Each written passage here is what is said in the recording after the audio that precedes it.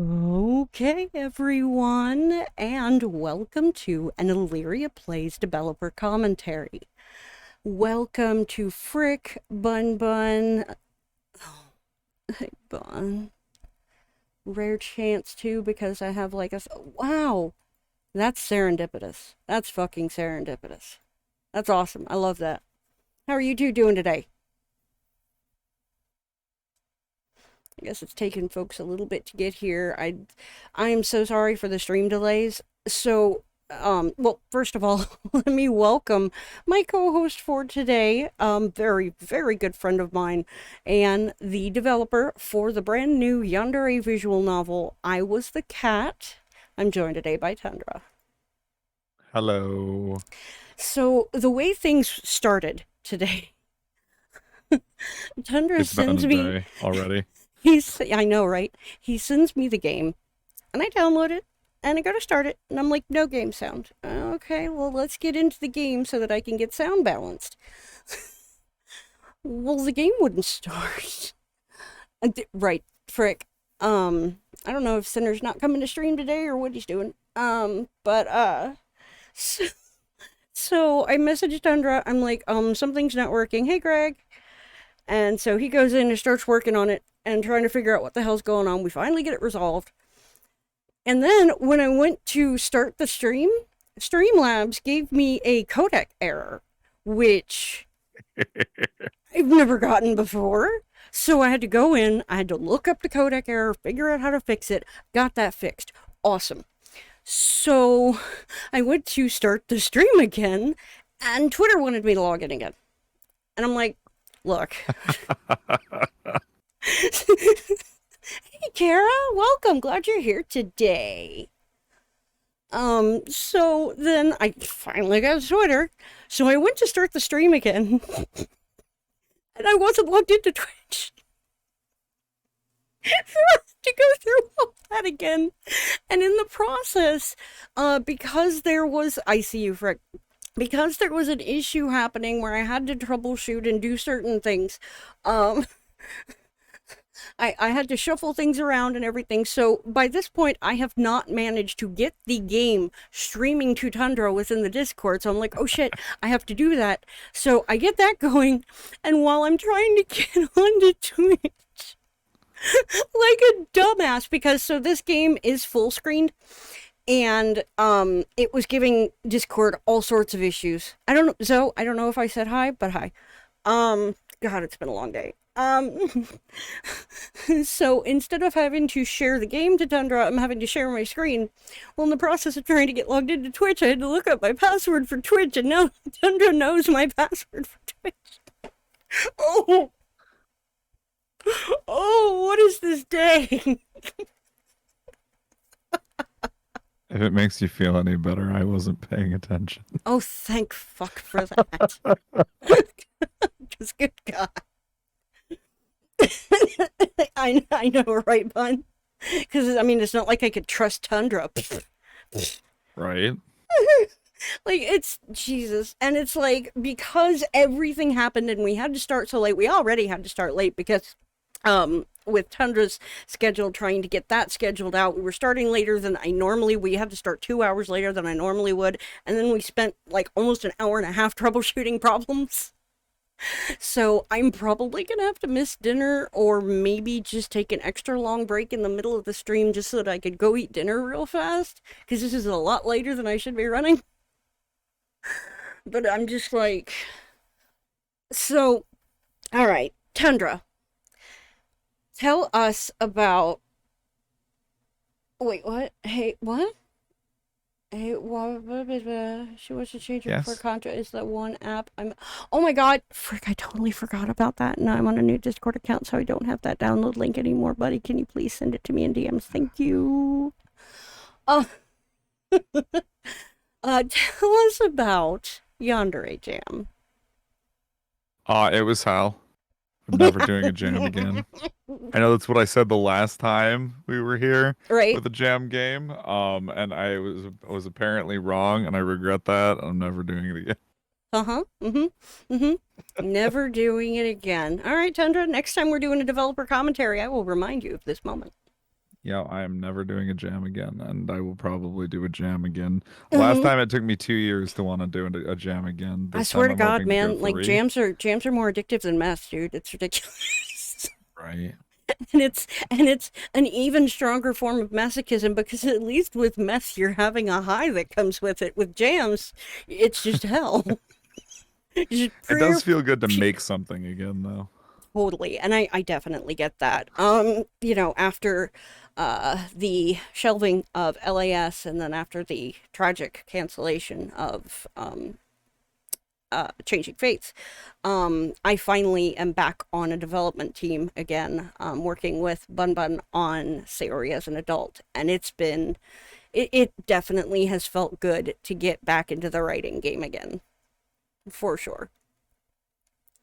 I'll never do a jam again, but I'll do a jam again. Tundra 2023. Jams are more addictive than meth. Yeah. Mm-hmm. Than math. Oh, typo.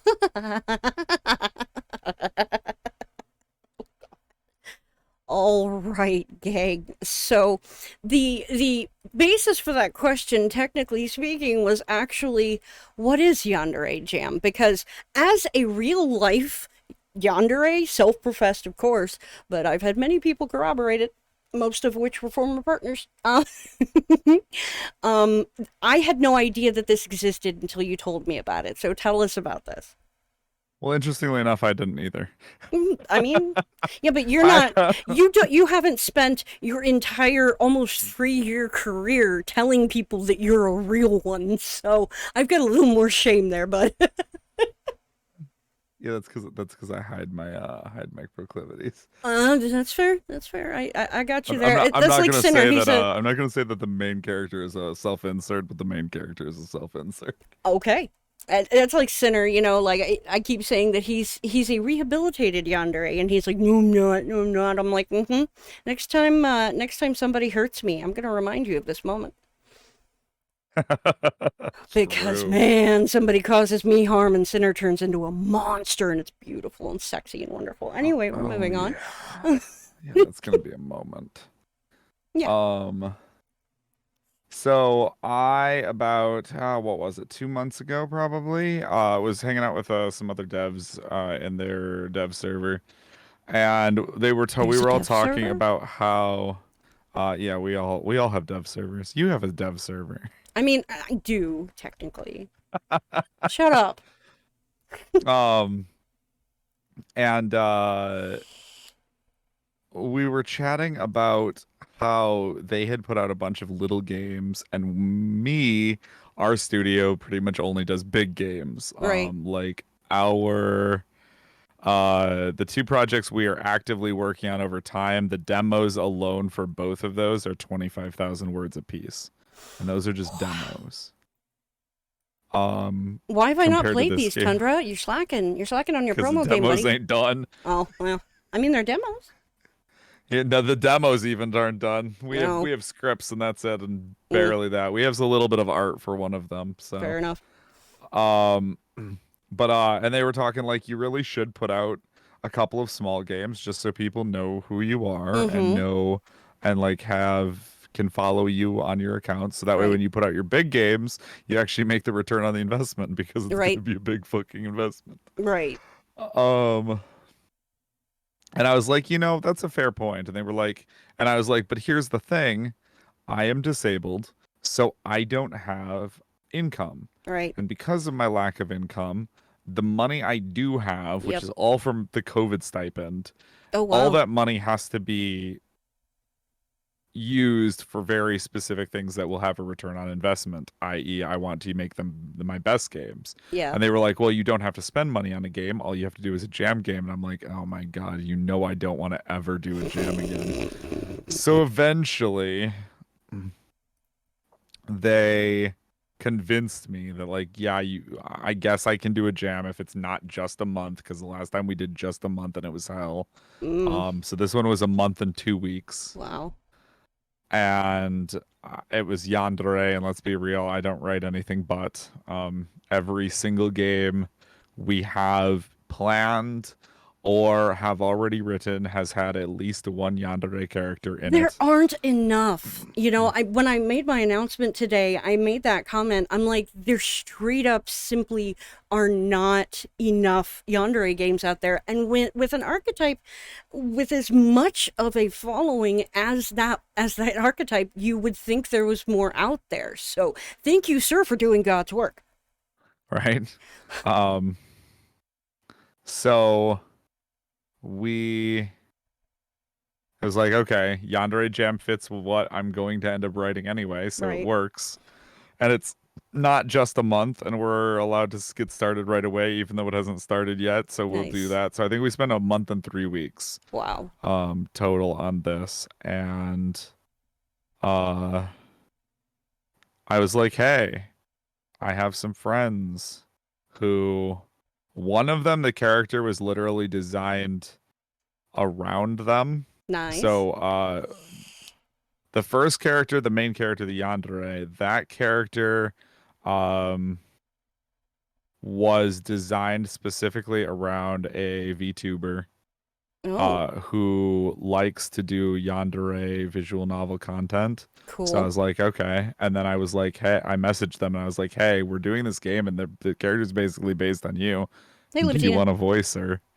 And she gushed and lost her mind and decided she definitely did.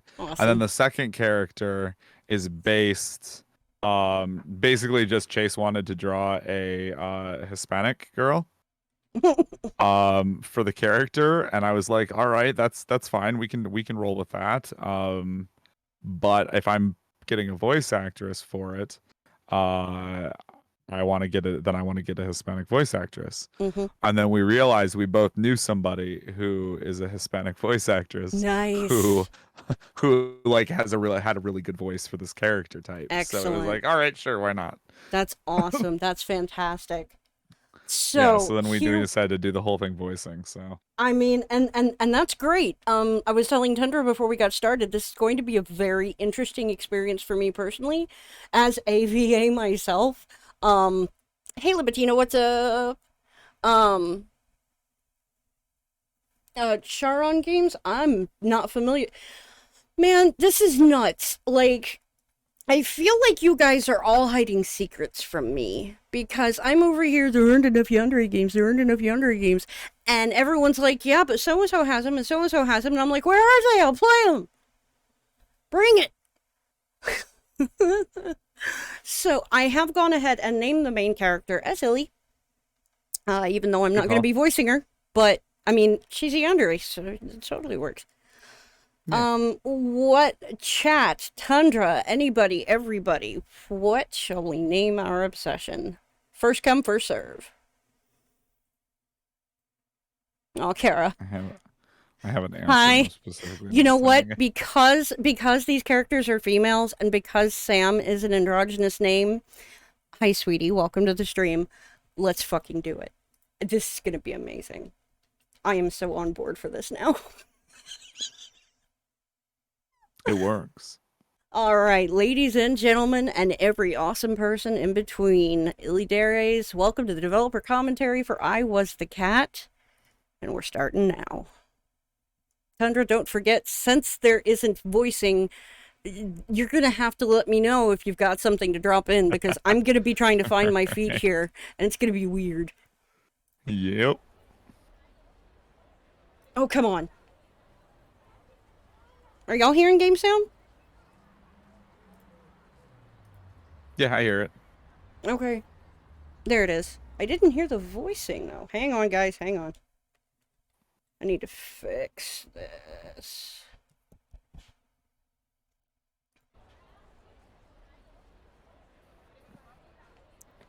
Hold on. What is happening? Do I have my monitors turned up that fucking high? This is going to be a thing. Well, I need my monitor up this high so that I can hear how loud I'm getting. Sinner's here, he'll tell me. Alright, one more time, guys. I'm sorry. I'm so sorry. Professional streamer, y'all. We do this for a living. Right. I'm not hearing her. You shouldn't hear her in this scene because the scene isn't dialogue. Oh, for fuck's sake, Tundra. Fine. I walked down the crowded sidewalks in a daze. People passed. They'd get out of my way, or I'd move them out of my way. One look at my face, and nobody wanted to speak to me. I didn't need to be noticed by the girl with no life behind her eyes. The girl who was talking to herself as she walked. Is this anger? There it is. Okay, cool. I can turn my monitor back up now. No. Anger is too soft. What about rage then? No. Too explosive. It's new. Okay, I understand now. So I'm going to try to match her. I don't know if I can, but we'll see what happens. I paused for a moment to contemplate the emotions welling up inside me. Perhaps resentment? Do I resent the fact that I'd spent wasted months with this traitor? Oh no. I can't believe him. He even had the gall to say that he had never felt anything for me. That we were just friends. That's like relatable. Friends? I know, right? Friends? Would a friend put so many hearts in her messages? Would a friend say good morning every morning and good night every night? How many friends tell their pals to have sweet dreams before they go to sleep? So, okay. Maybe I'm a little resentful. More than a little upset. But how could he leave me like this? Uh-oh. I've nothing. A dead-end job at a company I despise. I took this stupid job just to be closer to him. I moved here just to be closer to him. Bettina. I've no friends here. No prospects. No future. Fuck. What am I going to do now? Oh, real quick, I'll be before we lucky to go make any rent this further, week. What's up? I just want to drop into chat, just in case this is relevant to anyone. They're on my streams. I think they get it by now. Yeah, fair. It's interesting that the character, that there's like an avatar for them in the bottom. That's really nice. I like that. That took me Uh-oh. so long to make work. Really? Oh. Really? So the thing is so like in Nani novel, there is a concept called avatar systems, which is this. But avatar, and so you would think that, okay, there's its own concept and its own function in the thing. That must be the correct way to do it. Right. Turns out that is if you want one but you want to adjust fucking nothing about it and have it be entirely default and not be able to customize it at all whatsoever, that's the route you go. Oh no. Instead, if you want to make it actually like work or be cool, You sound a little salty, Tundra. you have to render the character as a texture tied to the text box. What? Oh, I know. Wow. So that's how this is done. This is a character actor that is rendered attached to the text box. Okay, that's Sinner. You're not Sinner, you're Tundra. Tundra, when we were sitting here talking, I'm having a day. Shut up. When we were sitting here talking, you were like, man, because I saw this is developed on Unity, and I'm like, wait, this is Unity? Man, how is coding with Unity? And he's like, it's so much better than Ren'Py. This is my first Unity visual novel, and I've had more trouble with things, and Tundra, now that we're hearing this, has had more trouble with things, and it's like, is it really though? Oh, it's so much better. You have to understand, the first visual novel I made was Yearning for Spring, which we played a couple months back. Right. That game took me 2.5 solid weeks of 8 to 12-hour days of coding to make that game work. This game took me 4.5 Wow. days. Huh. So, Damn. like, comparatively, and this game has it has full voice acting. It Right, has the avatar sprite, which the last one didn't have, right. and it has way more complex sound design than Yearning for Spring did. Got you. Well, okay then. Just What am I gonna implementing do one now? music track in I'll be Yearning for lucky to make Spring took rent me this longer than week. the entire coding of this game combined. Damn. Yeah, because you've got to figure out the loop point and oh yeah. Yep. Yeah, I remember those days. All right, we're moving for oh well, hang on. What am I missing? First Unity VN. Yep. Evidently. Ooga booga. Hey Silver. What am I going to do now? I'll be lucky to make rent this week. I know that feeling. As I kept walking, autopilot kicked in, and before I knew it, the scenery had changed around me. Lost in my own head, didn't even notice as I stepped down the blurry cement stairs to the bowels of the concrete tunnels below. Hell, I'll be lucky to have a job next week after that screw up today. God, that's a mood. I still can't believe John threw me under the True. bus like that. Bro. Hi, John. John, you, your pictures got some stuff going on. Coward. The least he could have done was share the blame since he's the one who dropped the ball. But no. He blamed the whole thing on me. She Kill no him. likey, John. Yeah, I see that. I see that. Ding. Without realizing it, I dragged my phone across the ticket scanner, and the entry turnstile turned. I was in the train station.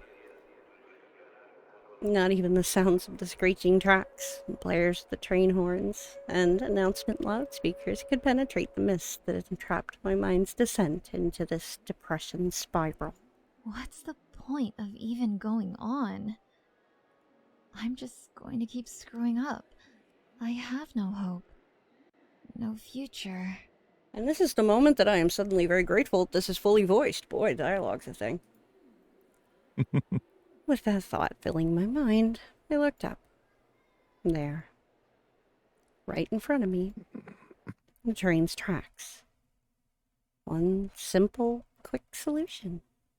It was almost too easy. Just a few steps. I wouldn't have to worry about any of it anymore. Not him, not work, nothing. For the first time in days, a wry smile crossed my lips. Before I had any time to contemplate the consequences, I felt the foreshadowing rumble of the train. Step. It was only 2 steps from the yellow line. 4 steps, and I'd be free. Step.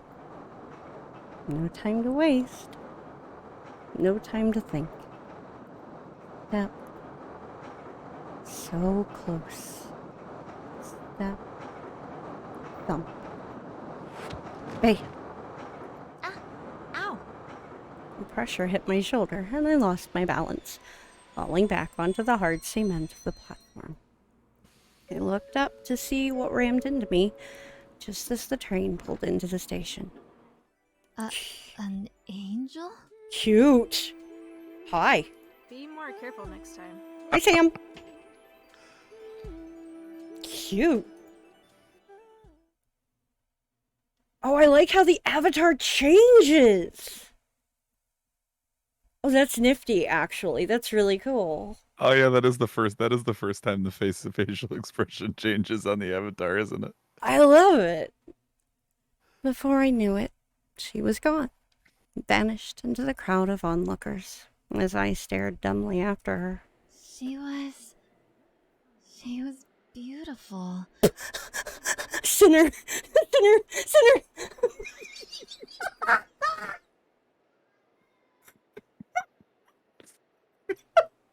Oh no! Oh no! Let's go! And she saved me? Me? This must be a sign. Okay, this is getting good. But for all the wrong reasons. Yeah, that's it. I found my purpose.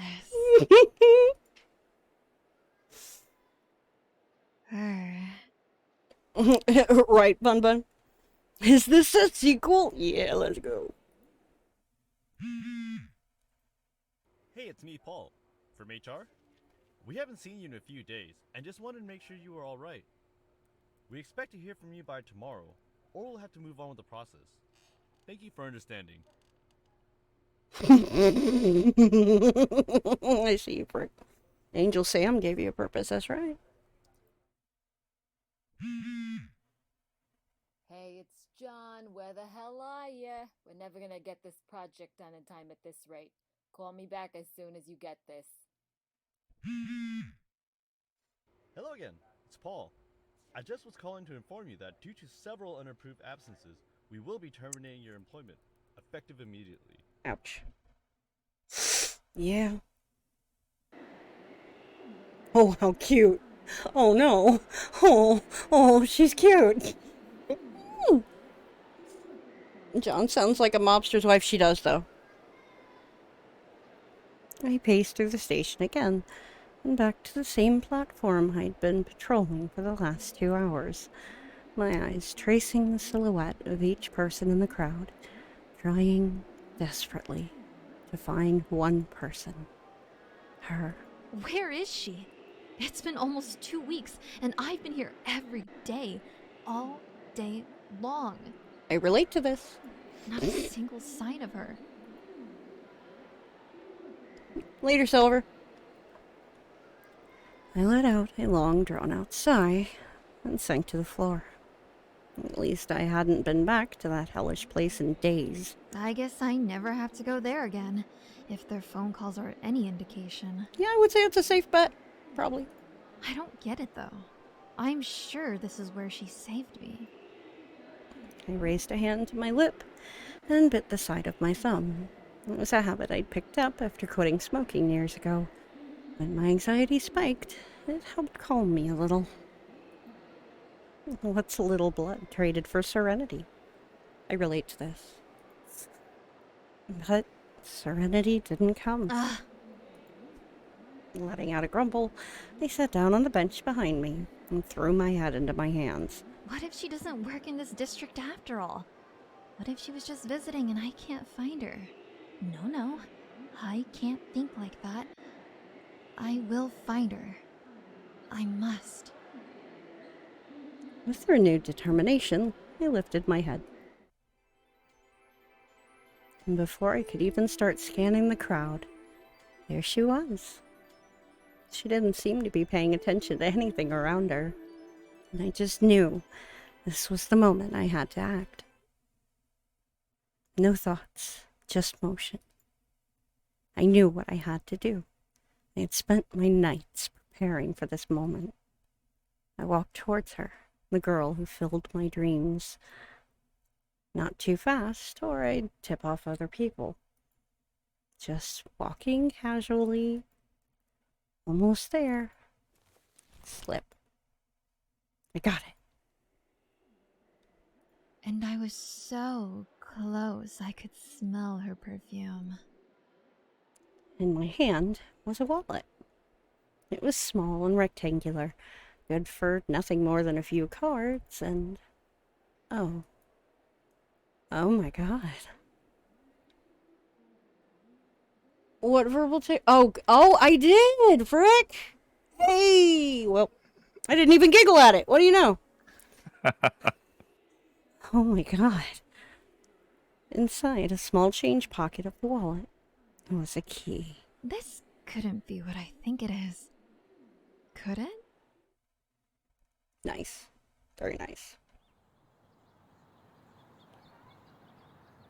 Confident in my stride, I walked down the sidewalk, only slowing as I reached the street my destination was on. Now that I know who she is and where she lives, I can return this. You know, that is very much yandere logic.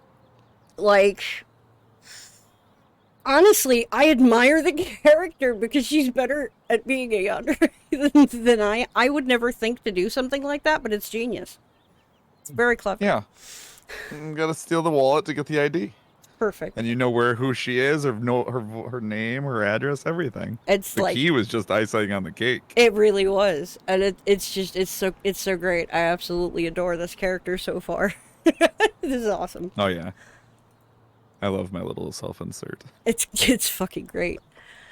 I handled the small wallet I had taken from her with a level of reverence reserved only for precious things, like a holy relic I know I shouldn't have, but desperately do not want to let go of.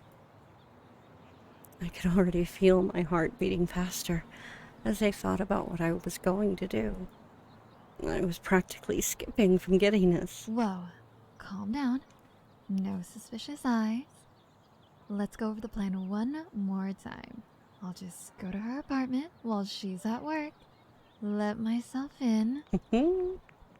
That thought hit me, and I brought my hands up to my mouth and squealed. I could feel a type of manic energy creep into the fringes of my thoughts. It was only the third time that it had happened since last night. And leave her key and wallet on the kitchen counter. Now that I have a copy, of course. I love it. I laughed excitedly and practically ran the last few feet into the large apartment building that housed the woman I love. The door opened into a very modern-looking room that split off into 2 hallways. Neither mattered to me, however. I had eyes only for the elevator, offset slightly to the right, and the wall directly across from me. I approached the doors and gently pressed the up button, then quickly darted a glance down each of the hallways. Every creak and tick of the building filled me with anxiety as I waited for the elevator. If someone had spotted me, they could call the police. I'd be arrested for trespassing. I didn't live here after all. What if they told her? What if she found out about me being here? It'd be all over for me. All over again. It felt like forever, waiting for the inevitable ding and the doors to separate. As soon as they were open enough for me to fit in the space between them, I slipped inside. Quick as I could, I spun around and started pressing the door close button on rapid fire. Years of gaming had prepared me for this moment. I love this. Yes, I know it doesn't make the doors close any faster. No, I don't care. It made me feel a little less anxious. The doors finally closed, and I pressed the button for the 4th floor. Deep breath. This In scene and out. is Calm down. absolutely You're fine. exhausting to build. Was it?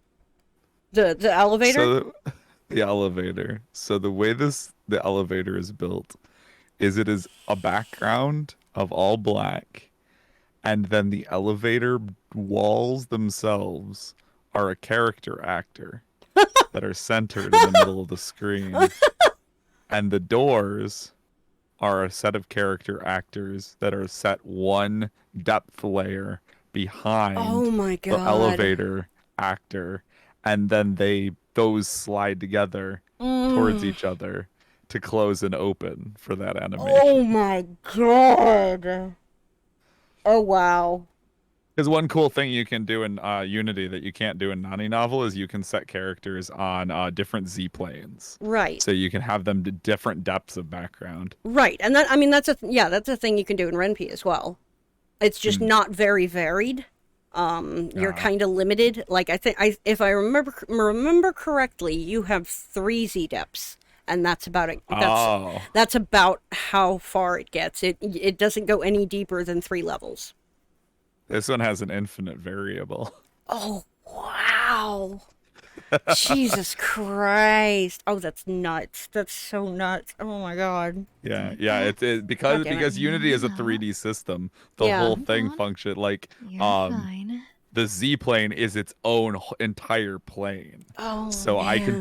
I can put things on 1, 2, 3, 1.5, and it just functions as a sorting algorithm for them. Wow. Oh, okay. So that is definitely significantly better than Ren'Py. Man, that's nuts. That's nuts. And it's just built into the position detail, the position Right. modifier for Of the like all character. characters. So, Yeah. yep. Oh, man. Oh, that's crazy. Wow. Deep breaths. In and out. Calm down. You're fine. Man, if only all of us yanderes had the wherewithal to know to do that to ourselves. I have a team of handlers that have to do that for me, where they're like, Illy, deep breaths. Because, man, once I'm at that point, it's like I can barely remember to breathe at all, much less to do Right. it deeply or slowly. The funniest part about this line is the voice actress for this character often does ASMR roleplay script readings, and Very I've written nice. several scripts for her. Oh, And one of the scripts I wrote for her to do was a like work at helping a partner get through an anxiety attack. oh, that's So this epic. line she DM'd me and she read, she was just like, this is just the script over again. And I'm like, yes, it is. Just read it exactly like you did the last time. I love that.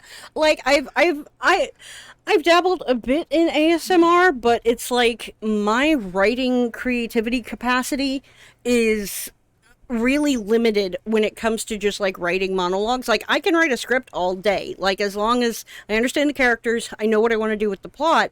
That's not that difficult for me, but writing things like monologues and stuff, that's a lot more difficult. One fun trick I found is to do a back and forth character interaction, but Mhm. just don't write down the second character.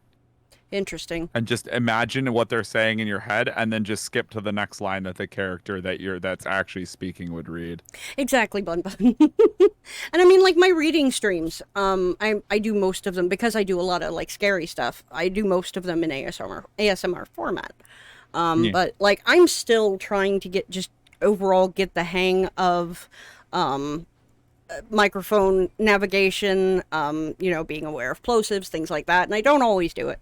But like especially if it's something that like I know I am voice acting that will be getting put into a final product, like all the commissions that I'm doing for Frick, like each and every one of those is I do my own sound editing on them, to remove things like background noise and things like that. So like I do a lot of that, but it's the voice actor orientated stuff, again, like positioning yourself. Like I've had this AT 2020 for not quite 3 years. I think I've had it for like a little over two.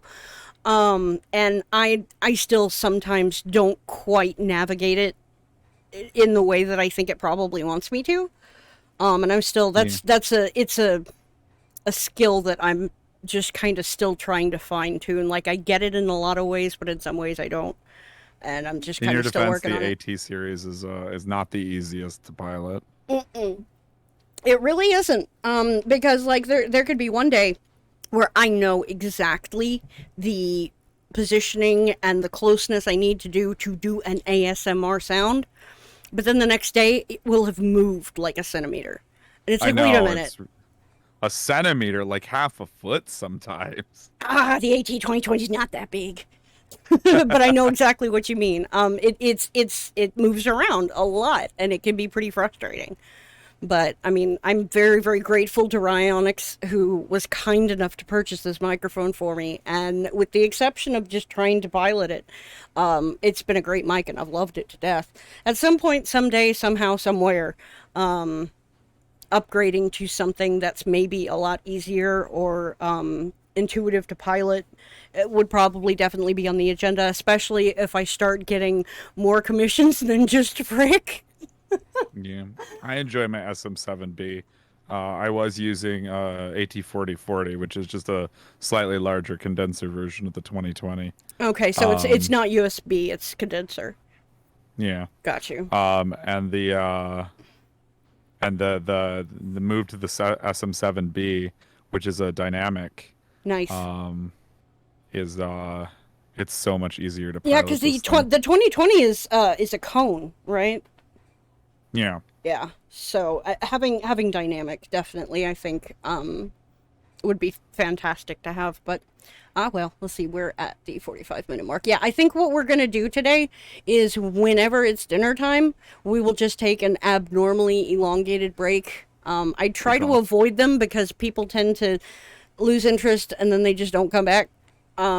But I'll eat as fast as I can and be back as fast as I can, but it'll just be an elongated break and we'll do it that way.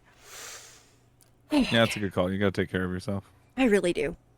I really do. As long as the comms makes this good money, that is what matters. A good mic makes a difference. That's true. But like that's kind of the thing, Greg, is right now Frick is running off of credit because when my financial situation was dire, Frick was kind enough to pay me a great deal of money in advance just so that, I could eat when there was times that I couldn't. So now he has all of this credit. Like literally hundreds of dollars worth of credits. So I'm kind of working for free right now because I have a backlog of stuff that I have to do for him that he has, basically already paid for. But it's paid for work, but it was paid very significantly in advance. So it's like I'm working for free now. And it's like more commissions would be nice. My breaths became less labored and slowed as the elevator ascended. I hate it when that happens. Absolutely ridiculous. Hashtag relatable. Finally. Man. So I'm assuming the hallway here is yet another character, right? No, the hallway is actually the background now. While the doors were closed, the background shifts from black to the hallway. Oh, wow. The doors parted and opened into a hallway, identical to the ones on the first floor, but without the lobby. I'd have no space to hide here. Oh, okay. That was cool. I liked that. That was hard. Really? Yeah, that was difficult. Good night, Frick. I sauntered out of the elevator, doing my best to give off the impression that I belonged here, and that I was not internally freaking out. Let's see. 4th floor, apartment 20. Here's apartment 17, 18, 19, and ta-da! Apartment 20. Okay. Let's see. I took the wallet from my bag and held it aloft in my hands. I'd miss being able to hold it. I ran my fingers along its edge, relishing the feel. My eyes closed and I sighed deeply. One day, I'll touch the real thing. Until then, the memory of this moment will simply have to do. I licked my lips and bit down on my bottom lip until it slipped from under my teeth. I gasped. Yanked from my reverie, my head swiveled back towards the elevator. The wallet slipped from my grasp and hit the floor with a light thud. Huh? Shit. I knew there was nowhere to hide, so I had no choice. I had to run. Seeing how many people... Okay, alright, fire away. What? Think about what the apartment number is. 420, oh my god. Look, I'm not a pothead. Even when I was smoking pot literally daily, I was never like an actual pothead. So 420 jokes very often go over my head unless they're drawn attention to. Nice. I couldn't figure out a way to tie 69 in there, so it had to be 420. That's fair enough. Jokes like that go over my head. Oh, Kara, we love you, innocent being. I took off down the hallway, praying that whoever it was would disappear.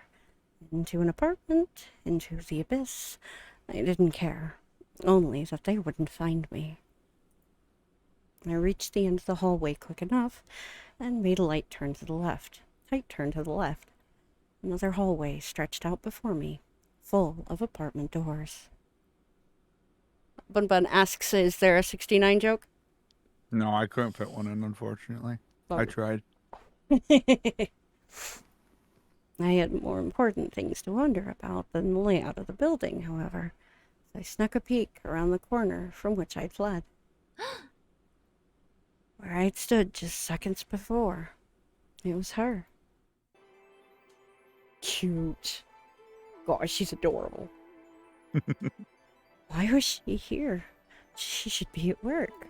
Oh, she's every bit as lovely as I remember. Words tumbled from my mouth. I couldn't help but whisper to myself. Covered my mouth to stifle any other noises that dared to escape. Oh, what's this? Oh no. The wallet. Shit. She bent at the waist, graceful as a swan, reaching for the telltale wallet on her doorstep. Ow. Guess she wasn't watching where she was going, and had accidentally hit the doorknob with her forehead, just barely above her right eyebrow. Oh, how I longed to rush to her, to cradle her wounded head in my arms and kiss away her pains. But I had to remain steadfast. She didn't even know me yet. She'd be terrified if I came for her now. I had to be patient. My wallet! Someone must have brought it back to me. The glee in her voice made my heart soar. She bent at the waist and grabbed the wallet in those shorts. Must have been a hell of a sight to see. Oh, yeah. Thank you, kind stranger. My breath caught in my throat. Oh, my love. I would do anything for you. I dared not look again, but I could hear her key slide into the lock on her door before it opened. A second later, it closed, and I could breathe a sigh of relief.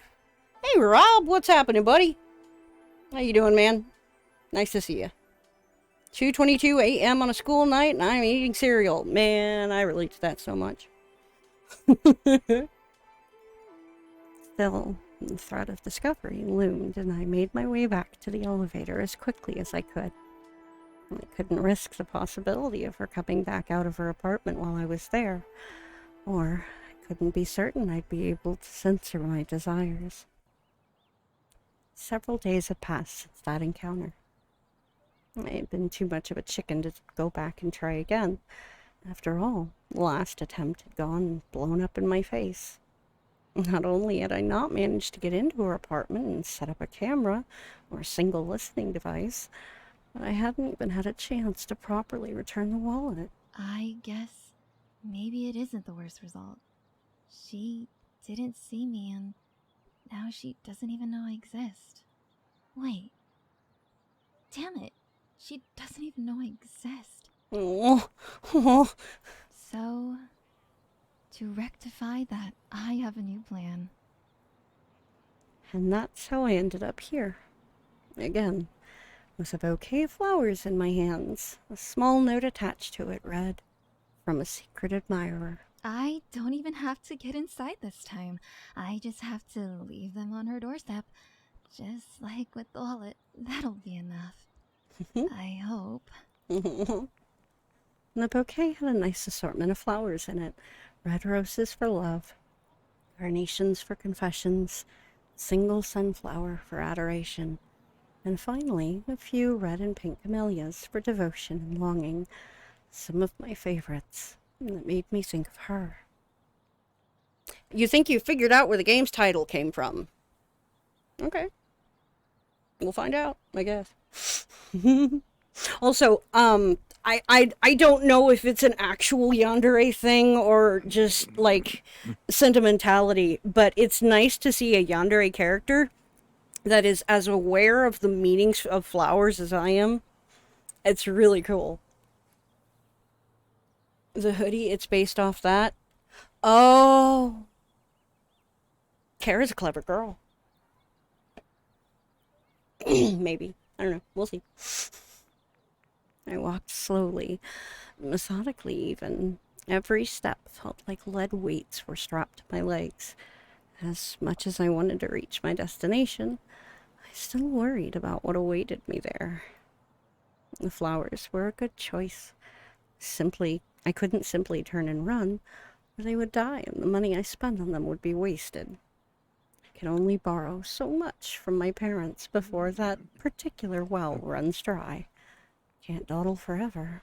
So I've devised a few tricks to better my chances.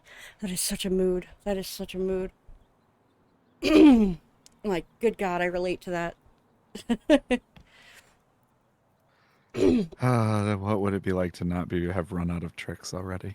Right? Man, because, God, I've burned the gambit. Like, I'm glad that Sinner still has I'm certain he still has tricks up his sleeve, because he is still continuously surprising me with his rehabilitated yandere, I mean sentimentality type behavior. So it's nice. A building loomed over me, a portent of things to come. Its menacing energy pushing me away like two ends of a magnet. Shut up, you gotta marry me first, asshole. He's like, I want a divorce. Man, to be fair, me not relating to any of this further confirms I am nowhere Oh, Kara, honey, you're too sweet. There's no way.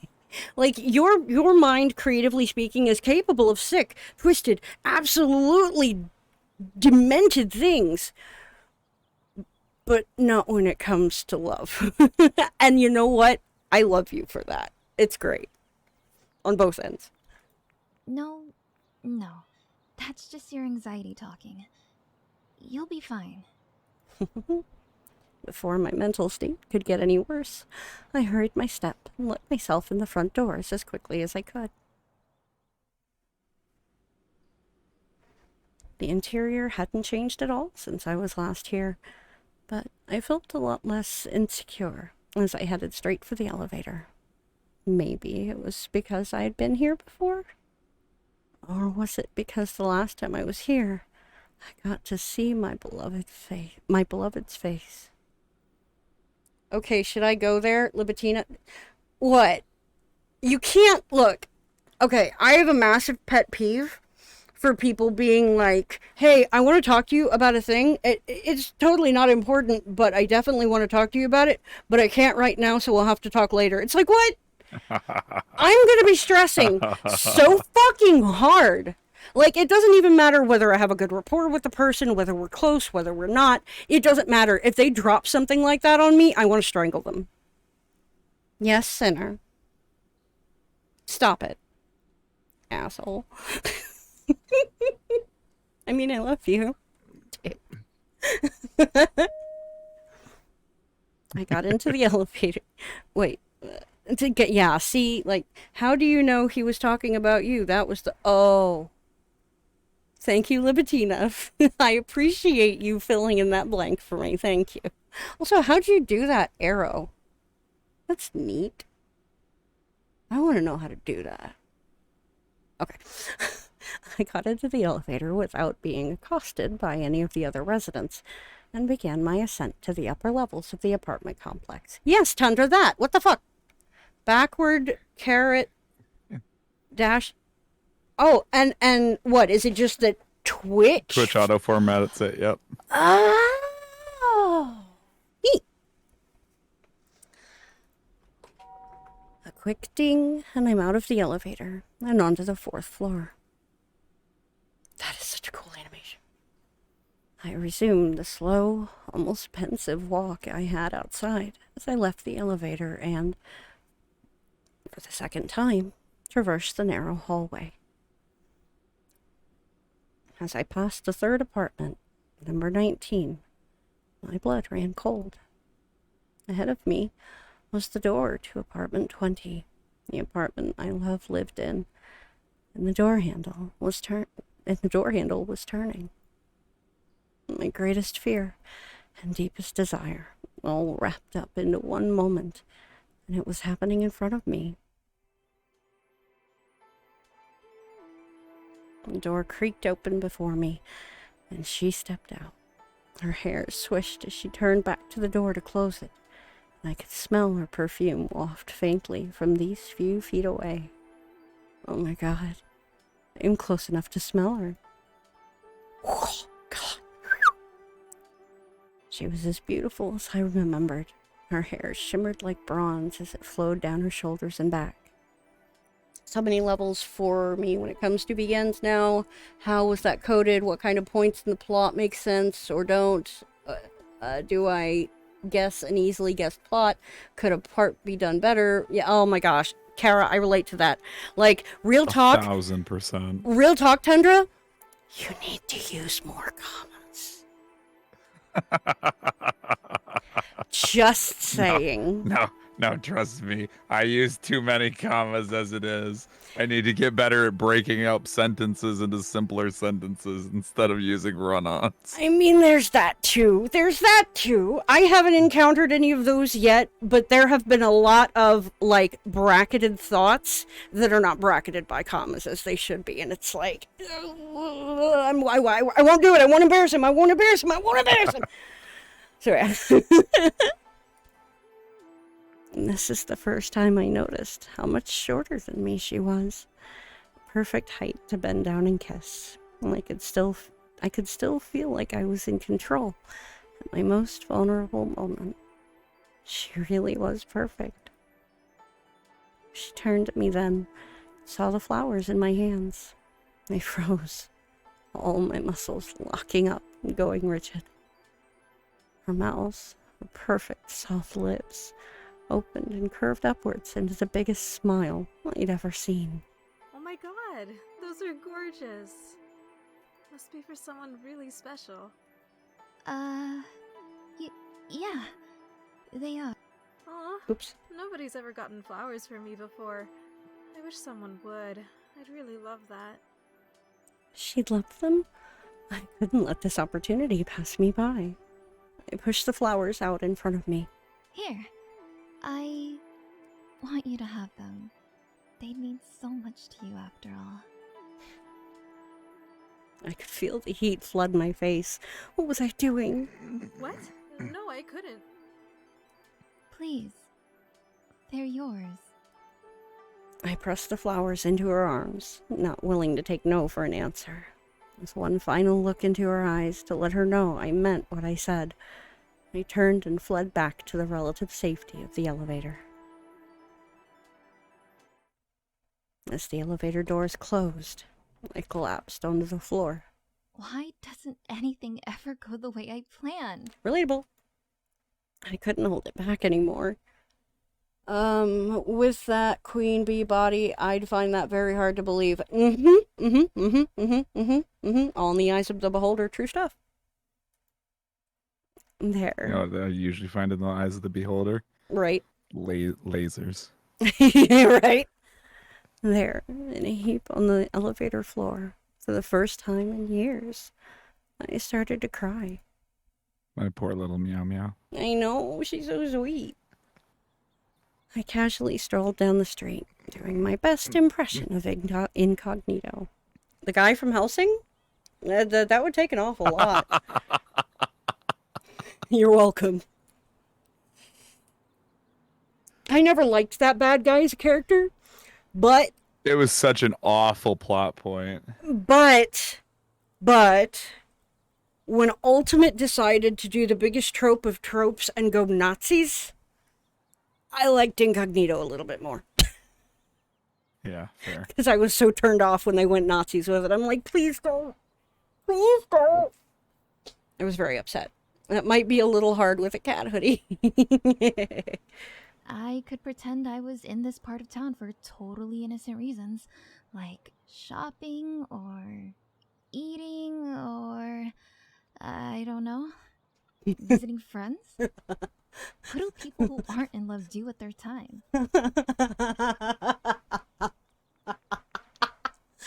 Oh, man. Oh, man. Yeah, I wasn't shocked. Mood, right? Yes. I wasn't shocked, Kara. I was very disappointed.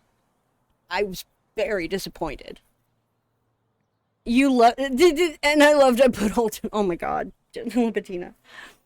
But yeah, no, that's such a mood. Like, Jesus Christ. To every friend I have or have had, I'm so sorry that I'm so addicted to Sinner. I really... I really genuinely am. Like, I'm not even kidding. When I have a significant other, it doesn't matter how important anything else is to me. If they want something from me, that has a number one priority. Fuck everything else. Oh no, yesterday was absolute hell for me. I had this deadline looming to finish this game last night, and Right. I still was missing several parts of it. Meanwhile, the girl I have feelings for was having a mental breakdown, Oh and I'm no. like trying to dash back and forth between Ugh. play testing this and fixing sound, audio, and volume things, and talking to her in DMs back and forth, back and forth. That was the ultimate multitask challenge I've Ugh. ever had. That's a hell of a juggling act. Also, Sinner, honey.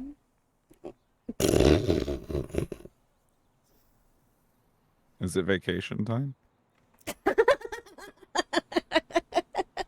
It is a kind of dependency. Of course, obviously, once that dependency hits a certain limit, it's no longer okay. Which again, I totally relate to. Like, oh my gosh, the amount of times every significant other, Sinner included, has ever told me, please, please, I need you to be more independent, but I don't want to be. Yeah, I want you. You'd be more protective rather than obsessive. Oh no, that's part of it too. like I said, man, anybody in this world hurts me ever, Sinner becomes a just a demon. Like it's really really sexy. I mean, You're gonna like a scene. cool. Now I'm really excited. Whatever. Anyway, I could pretend, but no. I'm here because she's here. Sinner, the temptation to challenge you on that is really, really significant. But from a PR perspective, I'm going to say you and I both know that's bullshit. Because I can't give too many details. But a video coming up soon will. I need to message him today. And I'm truly worried for her. Oh, that skirt is great, though. It's a really nice skirt. Also, her ass looks awesome in it. I've been following her every I tried to time convince she's Chase left last her minute to house draw her for with a days bigger now. ass, but All day long. Once, I even managed to trail her most of the way through her office before I got nervous about being caught and backed off. The last thing I need is the cops on my ass. Oh, I love the eyes on her. Like the dynamism of her yandere eyes is so nice. Anyway, back to the yeah, point. Chase did a great job with we call her Yandi. Yandi, I love it. With Yandi's eyes. That's awesome. Man, it's like, gosh. That's like in this bond we share. Our means of discussing the protagonist was Yonder MC. We're not creative people, really. Yeah, we call her Yandi, and then the girl, the love interest is Normie, is what we call her. Normie? Oh no! Are you a normie? A goddamn normie! She must be rolling nat 20s on her stealth checks. Yes, sir. I don't do that when I play D&D. I wish I did. That's why I put so many so many points. Thank you, dear. And there's dinner, so just in time. Perfect. All right, guys. So we are going to take a break now. And like I said, it's going to be a little elongated, but we'll come back to this after several clips. So enjoy your break, guys. Enjoy the clips, and we'll be back soon.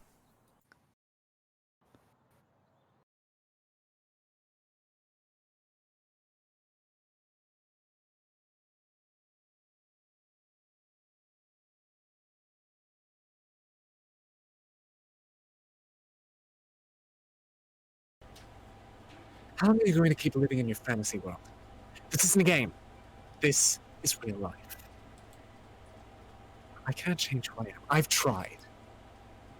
God isn't real. Miracles aren't real. My mouth moves of its own accord, blurting out all the things I could never say before. And your God isn't real either. Okay, that's just a dick move, AJ. Suddenly, Aoi grabs a baseball bat. Let's make a bet. If you're still conscious after I smack you over the head, what? Allie's gonna hit a home run. She moves into the batter's box, and she takes up a batting stance just as we talk. And if Allie does hit a home run, you have to tell Miyuki how you feel. Excuse me? Don't be ridiculous. Boop, boop. She doesn't respond. The ball whistles towards her, and she swings her bat.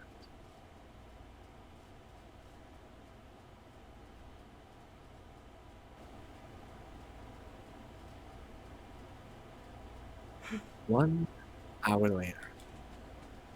Boop, boop.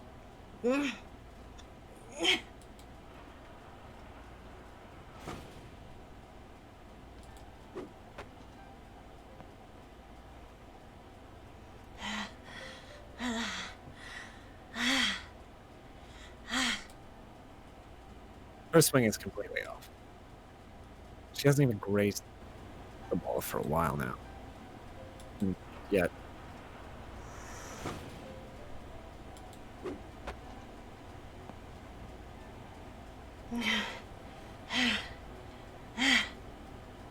she keeps swinging anyway. She knows she can't hit a home run, but she keeps trying anyway. Sweetheart, your sound is starting to be a thing. That doesn't loud or quiet, cutting out or grainy what? It's cutting Details. out. It's cutting out. Okay, thank you. Mm-hmm. She knows she can't hit a home run, but You said that one. I didn't know if it had cut out or not. You'd think she'd have given up by now, but she hasn't.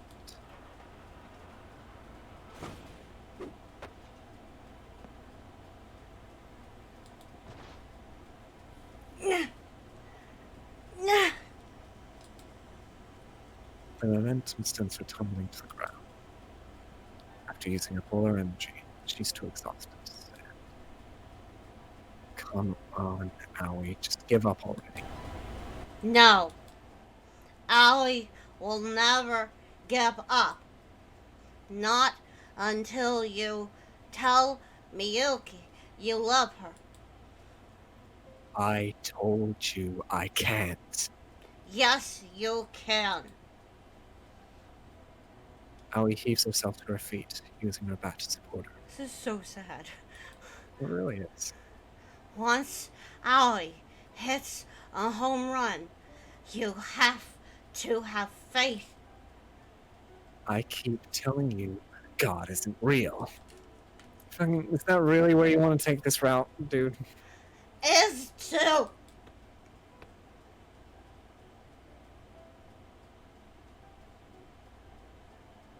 Huh? Is to.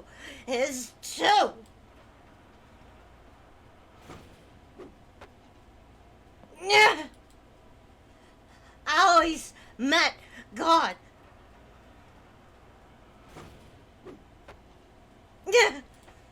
And God can update the universe.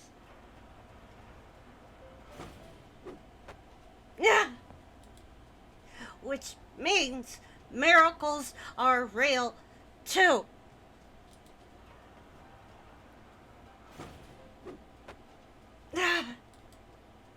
Your wish can come true.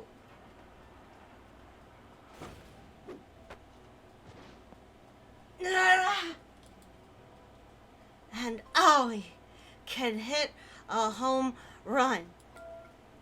Allie knows Allie can do it. Aoi! Why? She reaches down and grabs a baseball bat lying on the ground, a baseball lying on the ground, and she flings it up at the net. Naturally, it falls far too short of the target. Why? Why can't Owie do it? Owie. She shrinks down. Her shadow wavers along the ground. She whispers faintly. Listen, Shinichi. Past few days, my phone calls, they won't go through. So Owie can't ask God to save the game. And Owie can't make an update patch either. Do you think God abandoned me? Was Owie never a romance option in the first place? Owie's been gone all this time. I can picture her with her arm up in the air, transmitting to God with a phone that has no signal. She's so far removed from reality. Her God is the only emotional support she has. Without it, she... But you taught me so much. You gave me joy and excitement and sadness and pain and all the other feelings in this universe.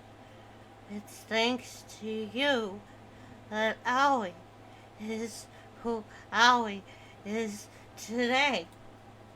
And now, Shinichi, you're my new god. I'm her God. Please help me. Owie needs something to believe in. Please tell me my feelings are valid. Help me believe in love. Reaching into the cart for the bag of red seedless grapes Yuri put in there. Oh God, you and I had a conversation about this. Yep. And I actually threw some of my dialogue of this conversation into the mud. You're kidding! I oh did. God. Oh God, okay. It's nothing bad, I promise. Okay, reaching into the cart for the bag of red seedless grapes Yuri put in there. I pull a few out of the bag and show them to the 2-year-old in Yuri's arms. Oh, open up. With her eyes on the prize, she reaches over and takes them from me. Mine! It doesn't take... You keep giggling. It doesn't take long for all of them to be devoured. Zara, aren't we supposed to pay for those first? Shh.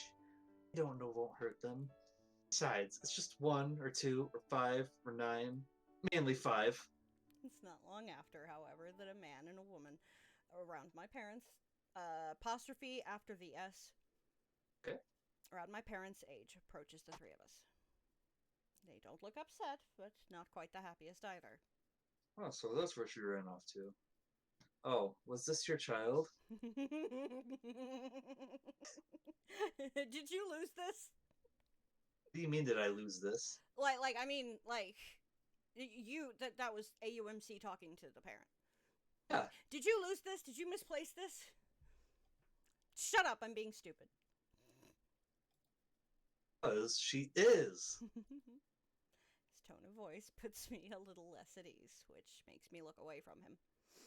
Yuri manages to break away from my arm around her and walks over to the older man to give him his daughter back. Once she's handed over, the 2-year-old doesn't look so happy anymore. She reaches her arms out to Yuri while they're walking away. Mama! As the older couple walk away, child in tow, I look over to Yuri, who still has a noticeable blush on her face. That was certainly something. Indeed. What's wrong? Don't like being called Mama? I can't help but playfully stick my tongue out at her. No. I just... She takes a deep breath before speaking again. We should probably finish up here. Yeah, good point. I'm sitting here remembering the conversation that you and I had about that. And the line I threw in there was you literally asked me if I do eat grapes in the store while I'm walking around, and I do tell you, yeah, it's like sometimes I'll take like 1 or 2 or 5 or 9. Mm-hmm. Yeah, no, like when we were going through that segment, I stopped in my tracks when I hit that point. I'm like, Sarah, like, you have to pay for those. This is stealing. And he's like, no, it's not. They don't notice. I'm like, you have to weigh grapes when you go to buy them. You are paying per weight, not per count. It doesn't, like, you're literally, like, not paying for those. And so he was just like, what? It's only 1 or 2 or 5. See, this man gets it. Who doesn't eat? I don't. I do. Grapes are great for you, man. Stealing.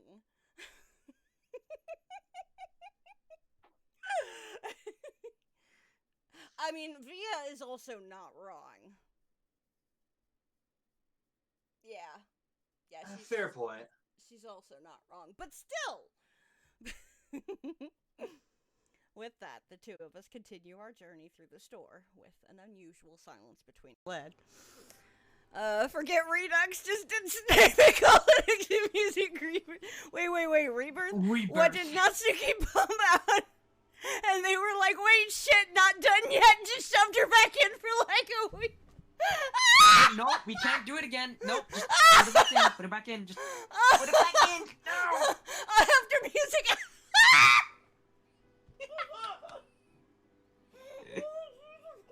Oh my god.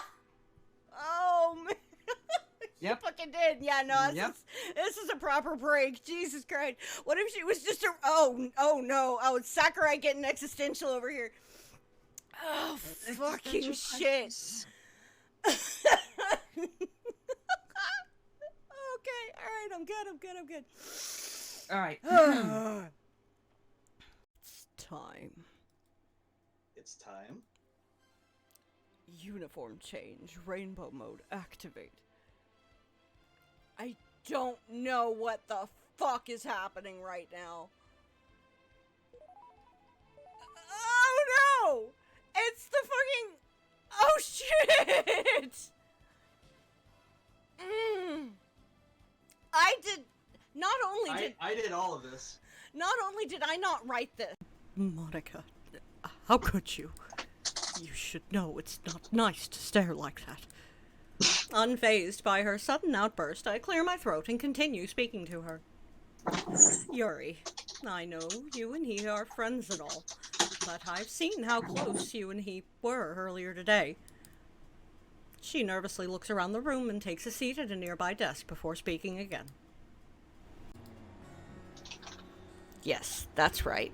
1. I'm too much of a hurry, and I really don't want to be any later than I will be. But... Gosh. Ooh, that swiping. Ooh! Squeaky! Oh my god! Hi guys, welcome to the stupid mod.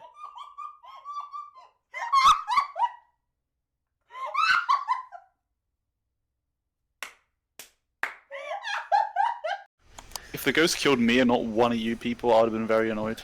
And then I would have had an excuse to have one of my sound alerts played for you if you died. Please be the fish. It's the one that's when you actually did die. Thank you. No, it's in the original Super Mario Bros. When you died, you had that certain thing that played when you died. Oh, the little death noise. Yeah, the little... Yeah, I volunteer not to do that. It's probably going to Trying to be... get EMF 5. Or check for freezing temps. That's the only two things we I'm can the get. only one inside this room right now. Inside the building. I'm coming in now. Very, very noble of you. I have a camera ready and 80% sanity. Cool, yep. Yeah, motion is ticked off. All we need is the photo and the last piece of evidence. Okay. But no EMF. Wait, so we think it's a shade, right? Which means it should only be active if we're alone. So, Greg, I volunteer you as tribute. Have fun, bro. Take one for the team, bro. Jimmy Johnson, where the fuck are you? James, show yourself, asshole.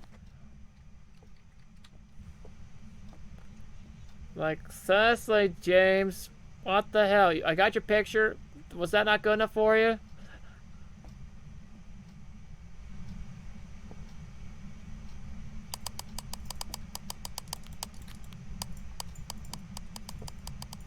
Okay, if it's a shade, then it would only react if one was alone. Okay, have fun, bro. Good luck.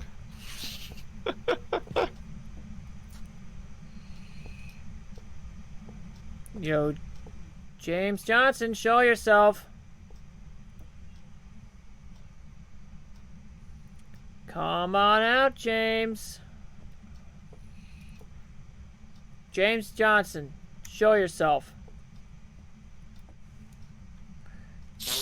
Does James Johnson like the dick?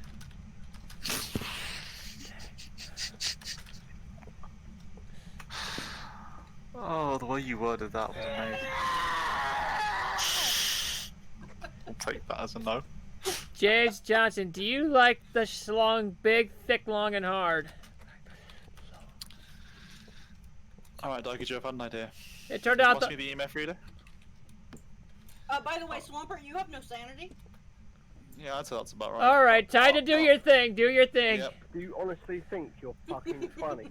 Seriously. Do it! Do it! Mate, and if I ever see you, I'm gonna fucking slit your fucking face wide open. Alright, play the sound until the ghost actually gets pissed off enough to haunt you. Right, I'll tell you what, you fat little cunt. If I die for this, you hashtag don't worth sound it. Nigerian at all. Worth it, number 2. So go and fuck yourself.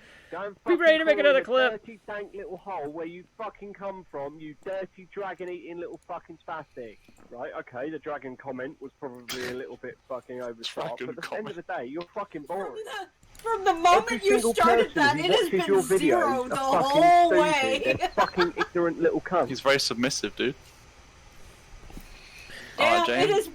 it has been absolute 0 the entire time. What else could I play? I can't play any music, but I can... This damn ghost doesn't want to do shit. I mean, I got his picture, but he hasn't hunted yet. Oh, goodness. Ridiculous.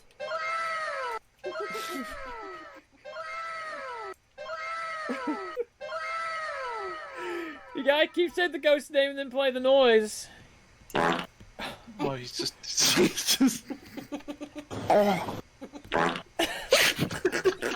Say James Johnson! And then play the sound. Yo, James Johnson? Why is this funny? Oh my god. Fucking... I'm turning 26 next month and I'm still laughing at it. Life is going well. Dad, are you proud of me?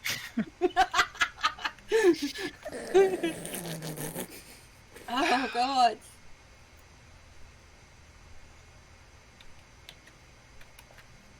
My arsenal is really running dry now. Do I have to go mad as well to get that ghost to do something? No, wrong song. Hang on. Come on, James. I won't play it, don't worry. Come on, James. I know you like funky 80s music. God, nothing. Just a whole fuck ton of nothing. Ah, fine, I'll do it again. Do you honestly think you're fucking funny? Seriously. You're a fucking ugly little cunt, mate, and if I ever see you, I'm gonna fucking slit your fucking face wide open, yeah? You're a fucking angry little fucking spastic. Right, I'll tell you what, you fat little cunt. You're boring, you don't sound Nigerian at all, so go and fuck yourself. Go and fucking crawl in the dirty, dank little hole where you fucking come from, you dirty, dragon-eating little fucking spastic. Right, okay, the dragon comment was probably a little bit fucking over the top, but at the end of the day, you're fucking boring. Every single person who watches your videos are fucking stupid. They're fucking ignorant little cunts. Dude, it's a flat line. It's a goddamn flat line. It hasn't even gone up to 1 this entire time. I think this shade's ashamed of himself. I think he likes me too much. Hey, Daikujo, it's your turn. James Johnson, why the fuck are you being so shy, you piece of poop? Like, I think we found James's kink, being verbally abused by angry British men. You do you, James. James Johnson, how do you still want that piece of that shalong? Man, don't make me bring Lila up in there. We'll see how he feels about femdom.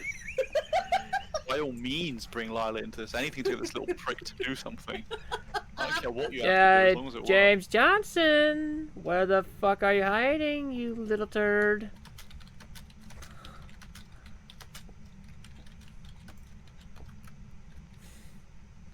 James Johnson, go, kindly go, fuck yourself, you piece of undead shit. My god, okay, fuck it, fine. Oh, big guns time, here we go. James Johnson, come on out, you motherfucker. You aren't funny. The only music you're gonna find is diddling yourself in misery because nobody wants you. Wow, you just made that personal. Oh yeah, what's the matter? Is diddling yourself not good enough for you, James? So much so that you have to constantly finger your own asshole to find any pleasure? Whoa. Wow.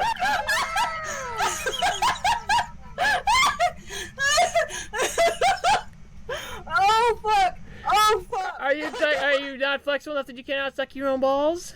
Because there are some dudes who can literally, have their heads up their own ass, literally. Oh, Jesus Christ! How long have you been preparing this for, Daikachu? Oh, not very long, just something up on the spot because of how impotent he is. You know how actors write speeches for the Golden Globes? Do you write this vitriol for Ghosts? No, I don't write no script or nothing.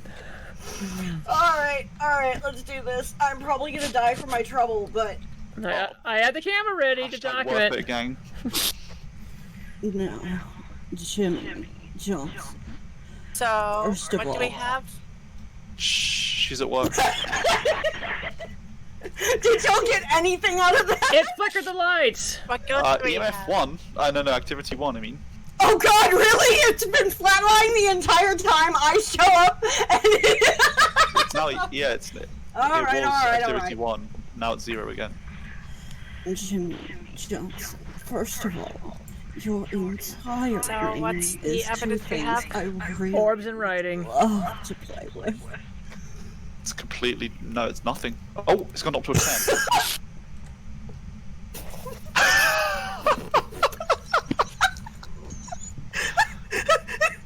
Guess he's not gay after all. He just likes being verbally condescended and being... He likes... I can't speak English, he can't... He likes being verbally abused and... I don't know, man, this guy's weird. Maybe he's bisexual, who knows? Oh yeah, I haven't been doing much, but I've been working on something. Okay. Yo, James, if you were a Doki Doki mod, you'd be purist. Oh. Yeah, take that, James. Damn, he's angry. What did you do to him? Did you like piss on his cot or something? I mean, if it works, fair play to you. We survived! Yeah. Dude! We got away with pissing them off! Oh my god. God damn, he was angry. It went from 0 to 10, like, instantly. Did somebody see him on camera? I wasn't watching the cameras, I was watching the activity. And the entire time, both of y'all were trying so fucking hard to get him to show up. I'm there for like 5 seconds and boom! He hates women! Happy New Year, Illidares. It's been a hell of a year. So, to both close the last year and start the next one with a bang, I have a little surprise for you. Enjoy.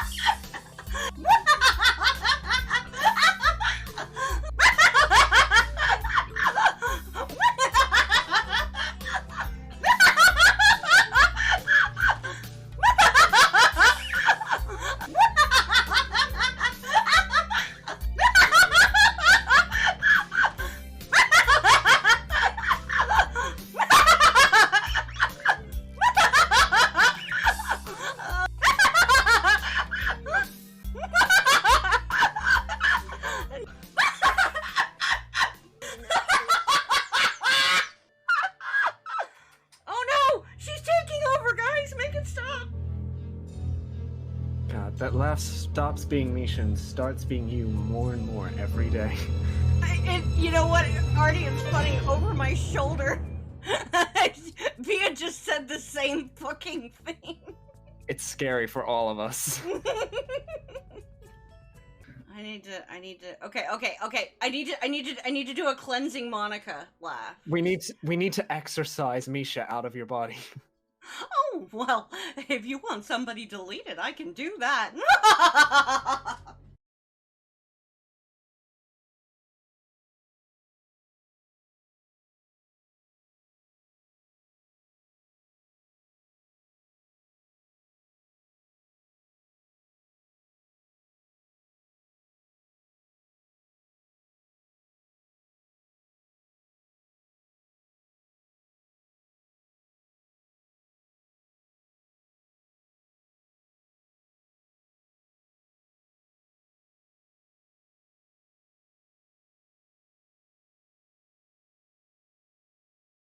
Sorry, I had to post the announcement to the server. So it took a second. Hello, everybody. Yeah, we're back. Let me bring back my co-host. There he is. Hello. So, before we get back into this thing, Tundra, I have a question. Okay. I went to dinner, and this hit me, and I felt like such an idiot. Okay. Her come on, game stream. Let's please do game stream things.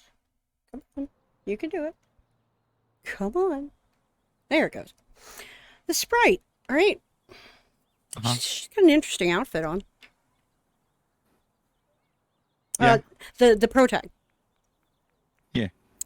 And Frick went to the trouble of pointing out earlier that I managed to resist my verbal tick associated with a similar outfit.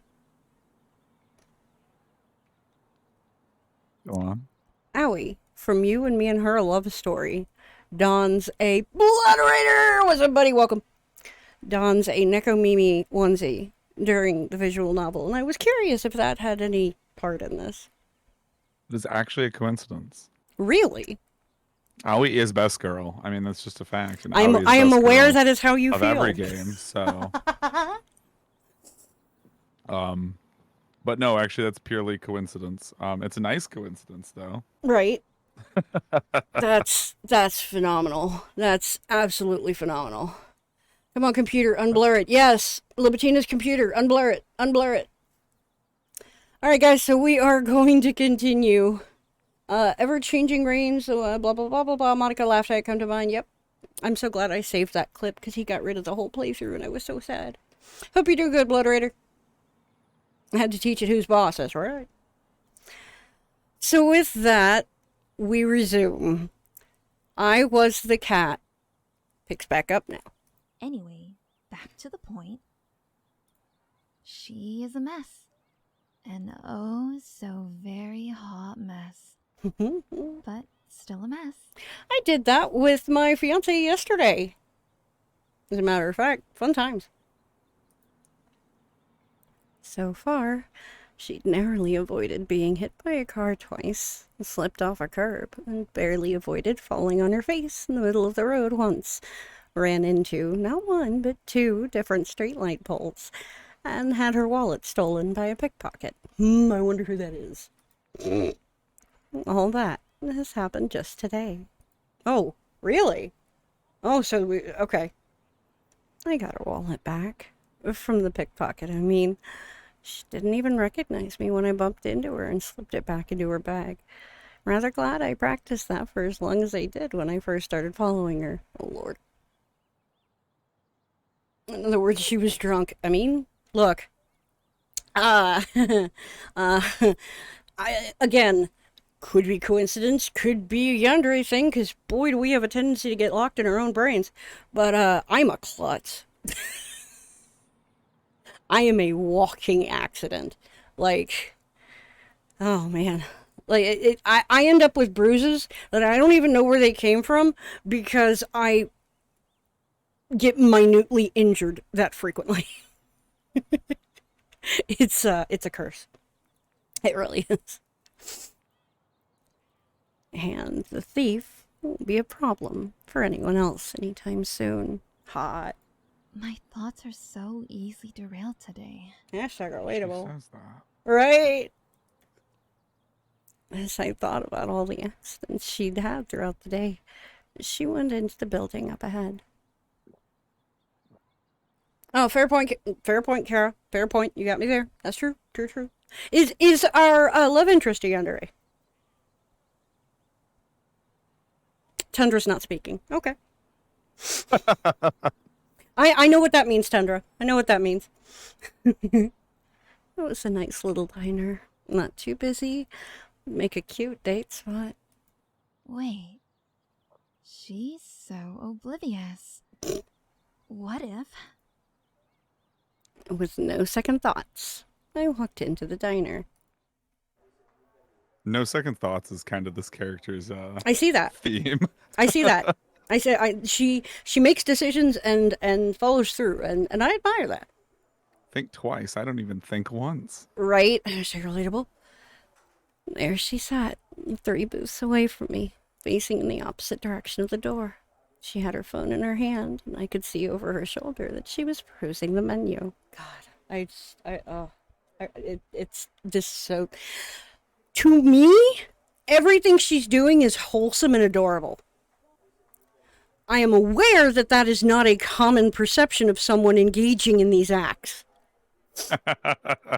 But to me, this is wholesome as fuck. I think it's cute. I know it probably shouldn't be. Yeah, I know. And I think that's wholesome and adorable. There you go. Commas save lives, man. comes to. Moment of truth. Am I really about to do this? It isn't. It's illegal. Uh-huh. I know. That doesn't stop it from being wholesome and cute. It's not my problem the laws are wrong. That's a joke. True. That's a joke, everybody. I am kidding. I am feeding into the bit. Please do not go telling everybody, Illy thinks it's okay to break the law. Because no, I don't. Please. There you go, Zoe. I like how Zoe thinks. I'm not gonna go into my communist manifesto because we're on Illy's channel, but Tundra does think it's okay to break the law. There you go. I was just about to say, see, I adore Greg and Zoe. I adore the polarization of your opinions because both of you are my handlers. Zoe is like, it's only illegal if you get caught, while Greg's over here like, you need to drop a disclaimer. Drop a disclaimer!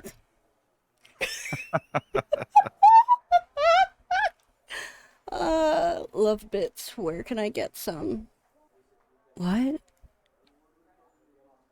What? Love you, Kara, but what? Oh no. Did you forget an E? You forgot an E. I think that's what you meant. I'm kidding. Fuck it. Yeah, that's the man, like that is the theme of my life, dude. No! Don't really? You're gonna make me do it? Thank you. Well, I mean, shit, Tundra beat me to it, but I love Kara, so I'm gonna do it anyway. Don't drop that. There you go, Kara. Got do for you. Because you were saying you were playing into a bit on Twitch. Oh. Kara, you're adorable. Also, hey, Noel. Welcome to a stream. Oh, love Steins Gate. Love Steins Gate. Good shit. Absolutely. Aw, did I just make Noel's day? We are all Steins Gate people around here, man. It's good shit. Like, so much of Sinner's Mod was inspired by it. Just so much. The core plot, practically. Exactly. Hush up, baby. I love you.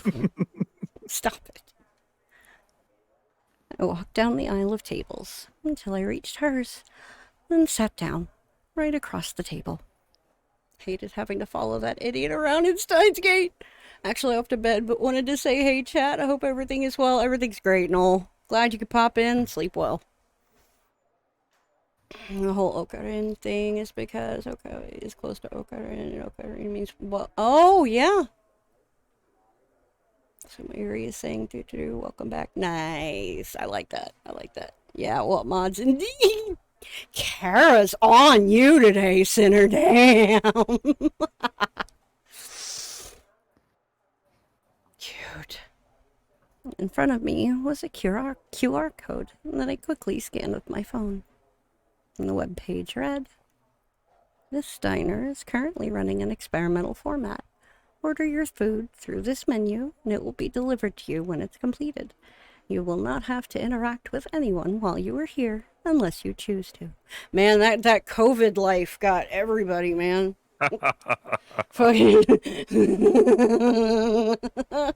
That was really, really useful for the suspension of disbelief for this scene, because this scene... Yeah. This scene was one of the very first scenes I conceptualized when making this game. Nice. Nice. And it's like, it's so great because, like, there's, you know, obviously there's not going to be any people in seats and whatnot, so that just feeds into that as well, and I just love it. I know, Kara. It's good shit.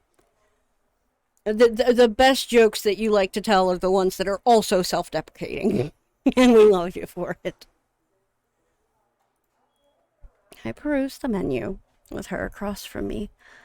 We were doing an activity together. My heart did a little pitter-patter, and I took a deep breath to calm it. So, Tundra, does this all turn out to... Man, Libitina, too soon, man. Too fucking soon. Just... I'm happy to say that it is not a dream. Yeah, because we could no longer be friends.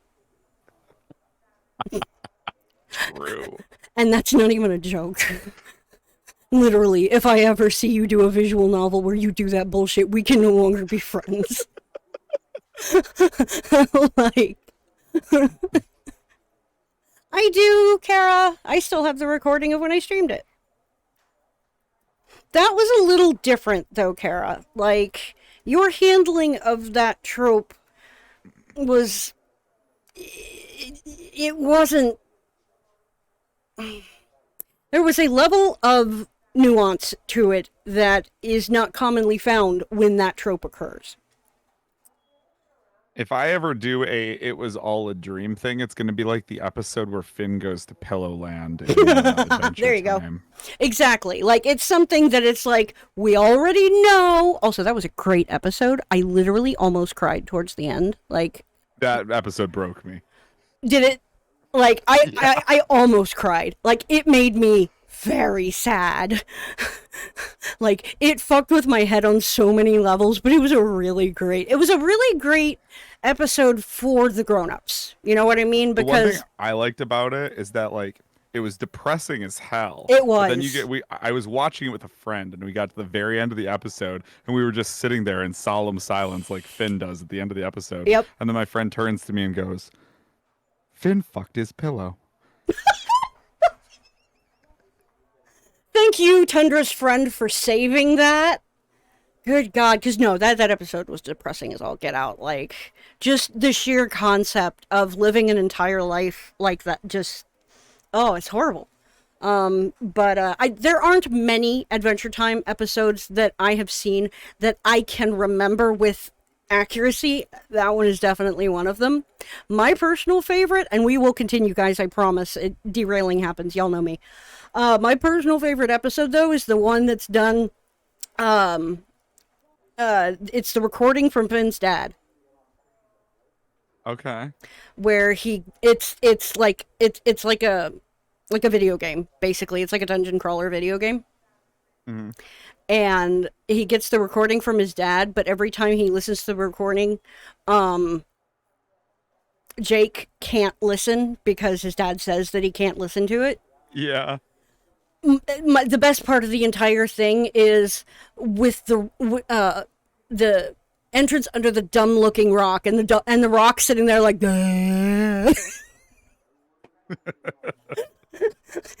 I've seen that episode so many times, and every single time it fucking breaks me. I can't. It's too funny. It's too funny. I love, like, literal stuff like that. It's just little nods from the writer, like, hey, here you go. It makes me happy.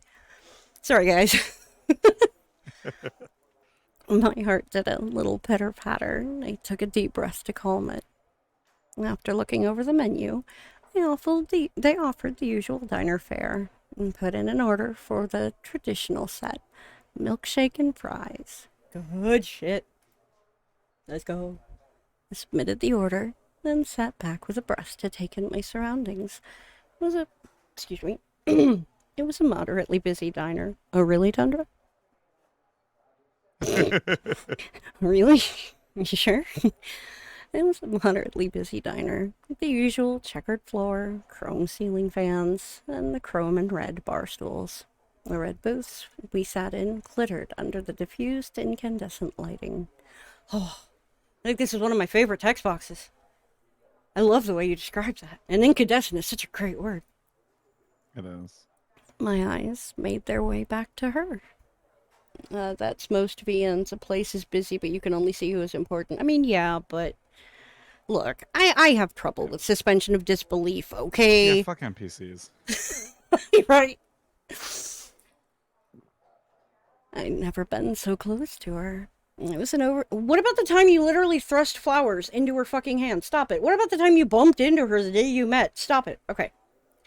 I'd never been so close to her. It was an overcast day, despite it being fairly warm out. I wonder if she's staring in a sudden break in the clouds streamed sunlight into the diner. It bathed her in ethereal light, just like when she saved me. Motes of light around her sparkled like a halo, and her brown sun-kissed hair looked like a curtain of light framing her face perfectly. She was not only a warm presence here and now, but the light of my life, encapsulated into a single being. I could feel myself heat up, both from the sun and from the rush of blood to my cheeks. I watched her fan herself, and, as suddenly as it appeared, the sun retreated behind the clouds again, as if her discomfort beckoned the sun to hide himself, lest it make her any more uncomfortable. Questions are also what I would be asking, just because I like my consistency. I am basically a yandere for consistently to the point of yes. And I love that. Look, like I have told people many, many times, the yandere archetype and its varied traits are not isolated to romance. Everyone keeps thinking they are. They're not, especially in the real life versions. Trust me when I say. Professional obsessions, right, Sinner? That's how my relationship with Sinner started. It was a professional obsession. I was obsessed with all of his work, everything he did. I was a mega fan, and then the obsession got a little less professional. I like chickens, Double D.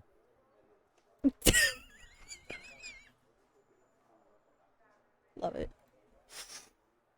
The food arrived, perfectly divided on either side of the table. She never even had to look up from her phone that she'd been engrossed in the whole time. This girl's got to be fucking oblivious. Like, really? There is someone sitting in the booth with you. They just ordered food sitting across from you. And, like... So the original concept for this entire game is, what if a yandere starts stalking a girl? Like we weren't sure if we wanted to do a girl or a guy at that point. But it was just, what if a yandere starts stalking their love interest, and the love interest is so oblivious that they never even notice that the yandere is stalking them, until eventually the yandere is like, look, we've been dating for 2.5 weeks. Can I just call you my girlfriend? That is fantastic. Oh my god. I adore that as a premise. It's genius. Oh man. She ate with slow movements, and even then, nearly bit her own fingers a few times. Once her fries were gone, she plopped her basket of chicken tenders on the empty fry boat. I blinked, realizing my own milkshake was melting. I, as quietly as possible, nibbled on my food as she raised her basket of chicken fingers. It suddenly occurred to me that she might see me when she finished eating. My heart suddenly jumped into my throat. The aisle was clear, so I carefully scooched out of the booth and beelined the bathrooms. Not 2 seconds later, I saw her look up from her empty basket and phone, and eyed my food. She checked out on her phone and left. The next day, she walked down the train platform just like the first time I saw her. She was getting a little better at sometimes watching where she was going. This is my favorite scene. Okay. This time she only bumped into 4 people from the time she entered the platform to the time she got to the bench she would sit and wait on. I leaned up against the wall to watch her from a distance. A man sat down on the bench. Oh, this is the one that you told me about, right? It's gonna get good. Okay. Awesome. Am I actually going to be able to put some, like, legit yandere power into some of this narration? Because that'd be fun. Oh, probably, yeah. Fuck yeah, let's go. God, are you turning your... Is your own shit turning you on, Tundra? Do you need a minute? You sound a little winded there, buddy. I guess it's that good. All right, let's fucking go, guys. A man sat down on the bench next to her. He was basic, boring, just like every other person in the station. At least, that's what he wanted everyone to think. I'd seen him before. That little shit. It was the pickpocket from the day of our lunch date.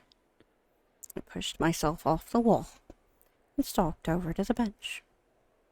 My rule since I met her was to stay under the radar, to make her love me from a distance, to never make my presence known, stay in the shadows and love her and protect her and take care of her.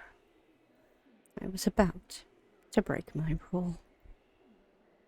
As I reached the bench, a train pulled into the station. Her attention was drawn to the train. When she got up to get on the train, she didn't even notice the man next to her being dragged away by his wrist. What the fuck? Get off me, you crazy bitch! I turned then, and he saw my face for the second time. Recognition crossed his features, and the realization of his situation came just as I slammed him up against the hard concrete wall of the station. I held his arm above his head, my grip forceful and unrelenting. I looked deep into his eyes. There was fear there. I see you remember me. That's good. It makes what comes next easier. Slowly, I twisted my hand around his wrist until I could grab the man's thumb at its base. I know what you're doing. You're even following in my first steps. I applied pressure at the base of his thumb with my own, and at the tip of his thumb with the rest of my hand. What are you talking about? Shh. You don't have to say anything. I know your intentions. I know your ambitions. That's fair, Libitina. And I will put them to rest. I twisted my wrist. Oh, that's a sexy sound.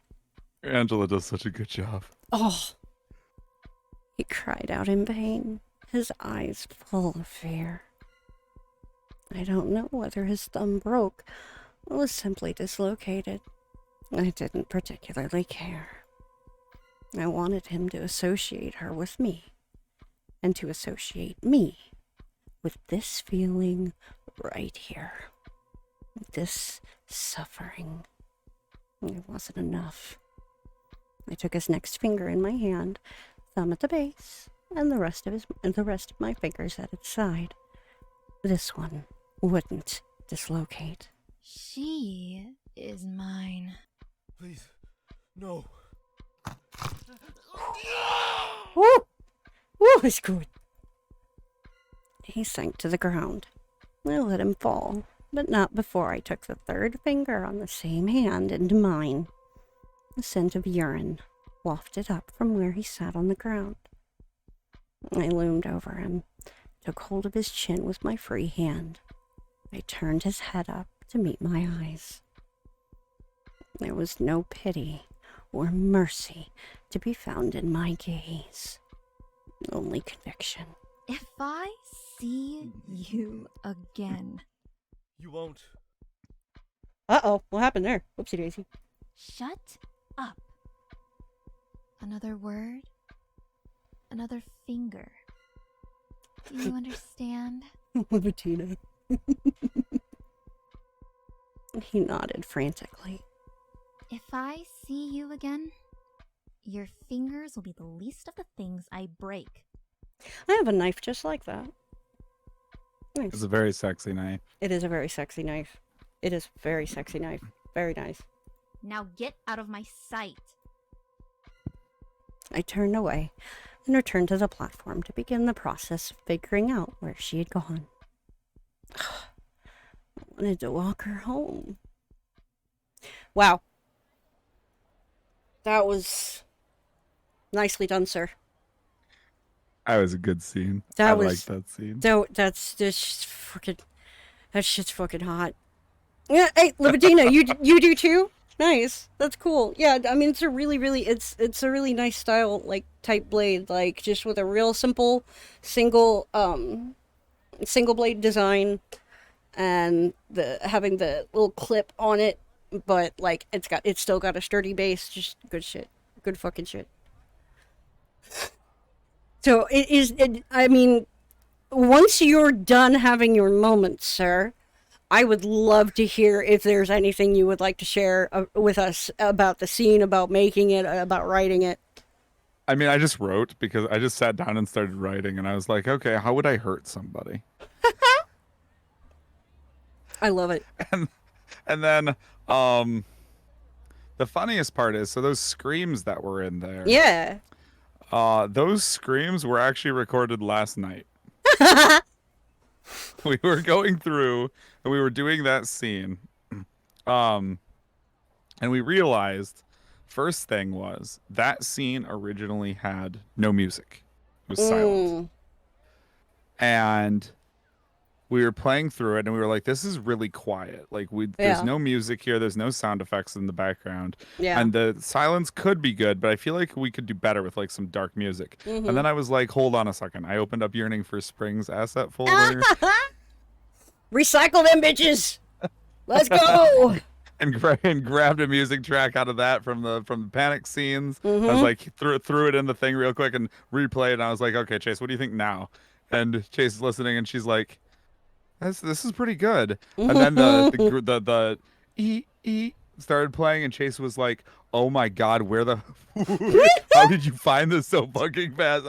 Because at first Chase was just like, oh, it's just like some dark music. Where did you get it? And then she realized, oh wait, this is from our other game. Man, look, like, you'd be shocked, especially when, you don't create too many things, how effective recycling shit can really and truly sometimes be. Like, it's almost like fate. Oh yeah. And since the composer for both is of course the same, Angela's the only composer we work with, well, it was like we don't have to add any change the credit scene at all, nothing. We just pop it in. That's oh god. And then we were going through and it was like she crushes she breaks his thumb and it's like, and then the next scene is like he cried out and it's quiet and Chase was like, I wish we had a scream here, and I was like, I wish we had a scream here. And Chase is like, hold on 1 second, let me see if they're available. Nice. So we legitimately DM'd them at like 8 p.m. last night saying, hey, could you real quick just go into your closet and record a couple of screams? And they were like, for the finger breaking scene, right? And we were like, yes, for the finger breaking scene. And they were like, yup, I got you covered. Go. 5 minutes later, they send us back a track that's 2.5 minutes long with like 25 different takes. And see, it's like, that's how I handle commissions. That is exactly, like, seriously, someone could ask me for the tiniest thing, and because I have undergone acting training, and because I know that just varying the mentality you have going into even the tiniest amount of lines can change it so drastically. My usual rule of thumb with like single sounds is to provide like at least 5 examples. Like when I was doing the commissions for the Spawn We Share before I had actually joined the project, a lot of that, it was all vocalizations. It was just noises. So I think the first recording I sent Ryan had like 5 or 6 of each thing that he needed, and then we kind of built from there. But like with actual lines, my rule of thumb is the first set that you send, you do 3 different takes of the same line on a single file. And each line is its own file with 3 different takes, and they can just pick the one they want. Or if it's like, okay, so the first one was this, can you do more of that in this part, but in the next part, can you do more of the second take, and give me the modifications from there. But yeah, no, that's fucking brilliant. Like, man, talk about that turnaround. That's great. That's awesome. Dude's like, okay, I got you, fam. I'll be right back in 5 minutes. That's awesome. Up on the city. That Go was ahead. a great scene. That was a great process. Fucking sexy as hell. Like, man. You know what? I have the greatest story like that. It's not physical. It wasn't a physical interaction that took place. It was a verbal one. And one that I haven't read in its entirety yet, Sinner. I would love the opportunity to do that someday. But, man, when a yandere chooses to fight for somebody, even if it's not physical, they make that fight count. And even those of us in real life, we find ways to make that fight count. Even if we fail, we went down kicking. Like, easy thing. Okay, moving on. Up on the city streets, the night air was cool and crisp. The chill was a welcome companion. It helped me calm down following the encounter in the subway. I really don't have a choice, do I? Like right there, Tundra, you needed a comma. Anyway. I sighed as I came to terms with what I was going to have to do. On the bright side, I could still do this on my terms. Hopefully this plan doesn't go to hell like the rest of them had. Okay, so this is a good transition. I'm curious, Tundra, percentage-wise, about how far in are we? This next scene is the last scene. Cool. So what we're going to do is we are going to take one last break real quick. And this one won't be anywhere near as long, so no worries, guys. But we'll take a few minutes, and we'll come back and finish this thing. So enjoy your break, guys. We'll be back.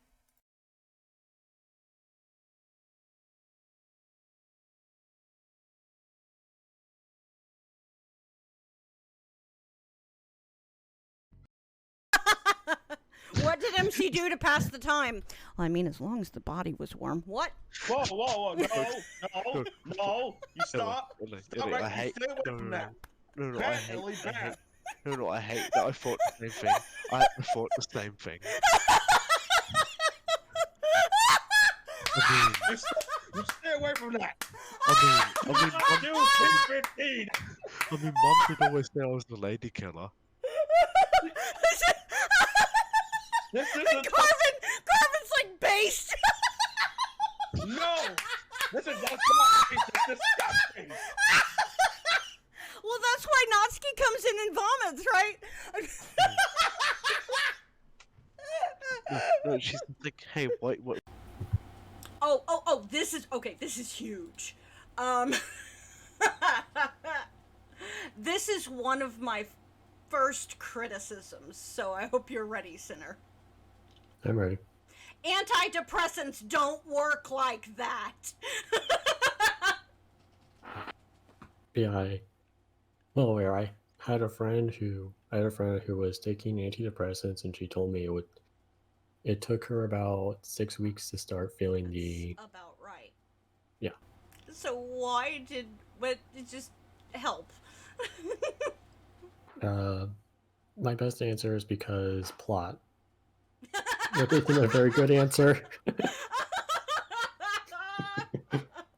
No, Dan let us know when we first started this. Everybody here is 18, Natsuki, so I'm gonna need you to just calm.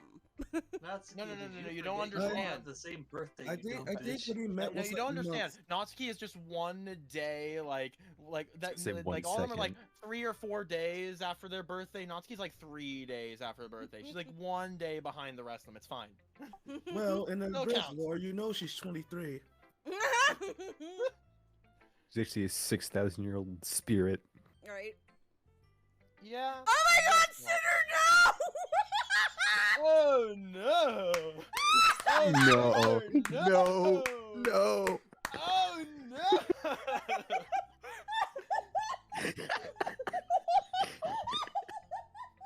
Our lives raining men. I'm surprised I haven't killed myself yet.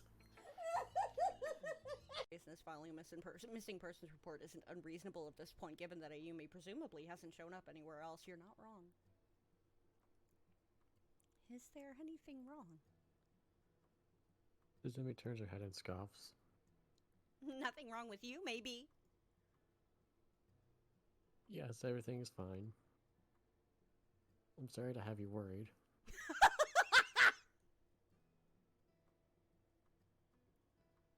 No, don't do it. Don't do it, Illy. Don't do it, Illy. Don't do it, Illy. Please don't do it, Illy. Please. I am an adult. Oh, hello, young man. Welcome to the DDMC. Oh my God. I'm sorry. I think I broke Sinner.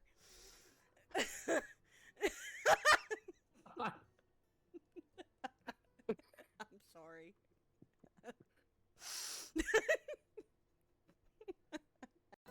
That's good, though, that you have a map, I mean. I hope I don't have to tell you why. Oh, boy. I was a Weasley growing up, Nick. Except for the red hairs. I can't deliver this line. Do me a favor. Do me a favor. Mal. It turns into Zelda. It's dangerous to go alone. Take this haunted butter knife with you. Do me a favor. Pull it out for me, will you? No, I want you to say the line normally, and then have Misha say the line, because I think Misha would sound good coming out of her face. Do me a favor. Pull it out for me, will you? Have her say it fun, too. Like she's in on the joke. Do me a favor. Pull it out for me, will you? Anyway, let me see that map of yours.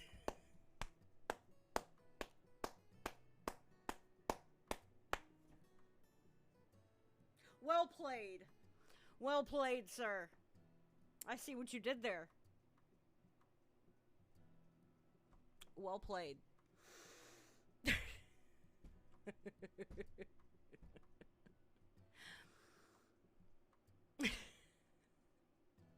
like the old one better, damn it. Anyway. Anyway, let me see that map of yours. Sure. Here you go. I'm guessing that's the rewrite. Yep, sure is. Pull it out for me. Well, yes. Abso-fucking-lutely. I'm guessing this was... Oh, wait a minute. Yeah, no, Pat insisted on removing it. Invisibility. Wow, Sayori, how'd you know that?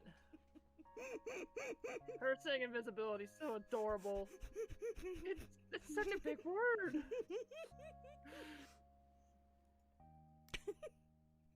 She beams. Well, I can be smart sometimes. Here's a genuine...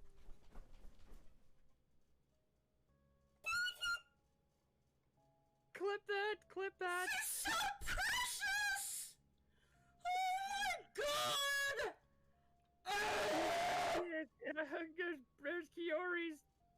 Kid Sayori sprite. Oh my god, Kiori, you're so amazing! Look at her! She needs some... She could use some more work, like, seriously. Like... Oh my god! Ah! Ah!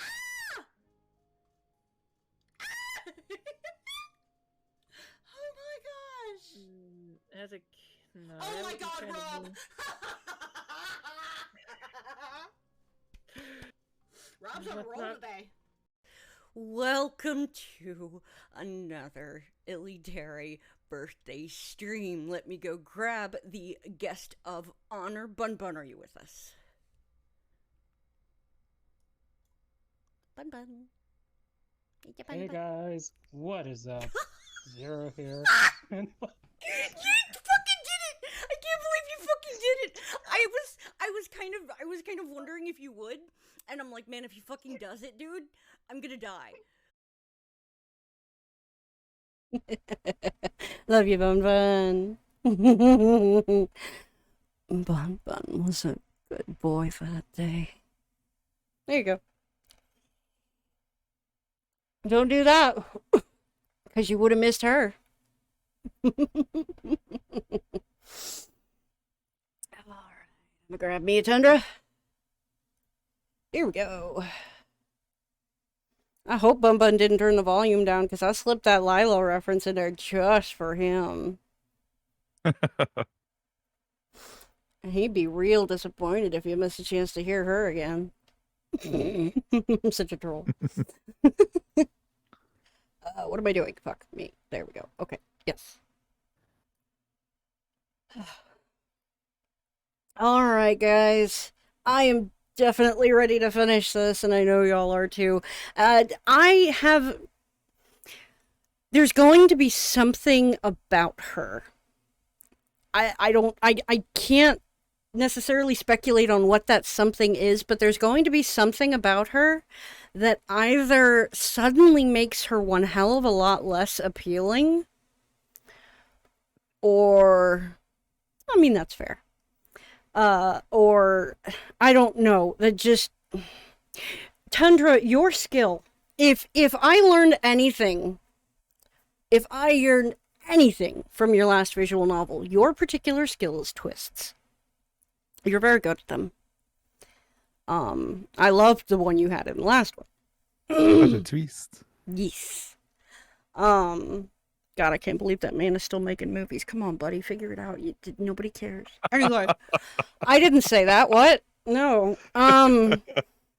No, like, real talk, like, I loved early M. Night Shyamalan. Like, I did enjoy his ability to subvert your expectations. It was wonderful. I really liked it. Over time, I don't know if he just burned all his good shit on the first couple or what, but it's like the twists quit being twists and just kind of turned into because plot. Yeah, they started becoming like Deus Ex Machinas instead of twists. Yeah, exactly. Like he was shoehorning things in rather than setting them up properly as he went. Exactly. And I have absolutely no earthly idea why that happened. I mean, did he just get burnt out early on? Did he? I don't fucking know. I don't fucking care. The movie's a crap now, and I am not going to be watching the new one unless somebody says, "Oh, hey, it's a you know, it's back to his old quality." Then I might. But speaking of endings, let's go ahead and get through this one. The next day. One way or another, this is the last time I'm coming back here full of anxiety. After today, this will be home. The only other guess that I have is that she's going to get there and the bitch is going to be dead. That's the only other guess that I have. That would have been that would have been a great twist. Well, apparently that's not it this time around. Gosh damn it. But yeah, like, that's like, because that is your particular skill. That is where you shine, is in subverting the expectations until the very, very fucking end. And I love that about you. I envy that about you, because I'm not that great at setting shit up like that. But like, it's gonna be something. It's not going to go the way we expect. She's not gonna get there and either say, "Bitch, you've been stalking me, what? Fuck you, go away," or, "Oh wow, that's so romantic, I love you too." You know, it's not gonna be one of those two, you know, nicely buttoned endings. It's going to be something unique. In my opinion, her being dead feels like such a lame ending. It would only be an okay ending because it would break Yandi. That's the only reason I kind of like it as an idea. Exactly. You know, I mean, literally, that is the only effective way to rob a yandere of their obsession without risking harm to other people. Because at that point, they just end it. You know, that's not something they can do. It didn't have that build up. No, that's true. That is correct. It has had, if that were the case, it has had no writings on the wall because there's been that is not the ending. There's been nothing to suggest that possibility, which is the other reason why I thought of it. Kara has pointed out at least 2 major foreshadowing points in chat. Really? What's about to happen. So I'm. Hang on. Loading. I need to scroll. Oh shit! It's scrolling the game. My bad. My bad. My bad. My bad. It does it sometimes. I really Sorry. Do I? Okay. Just leaves. Blah blah blah. Blah blah blah. Blah blah blah. So apparently I have missed it when Kara has called it out. So that's unfortunate. I don't think Kara even realized that she was calling it out though. So. Oh, that's helpful. One way or another, this is the last time I'm coming back. This VA is great though. Like, really, truly awesome. After today, Yeah, Meowie did a great job. this will be home. Stealing my nerves, I pulled open the door and walked into the apartment building. I practically dashed across the lobby. I wasn't going to have another panic attack. I swore to myself that today was the day. The elevator opened and I slid between the doors, spun on my heels, and pressed the button for the 4th floor. Here we go again. 3rd time's a charm. I relate to that.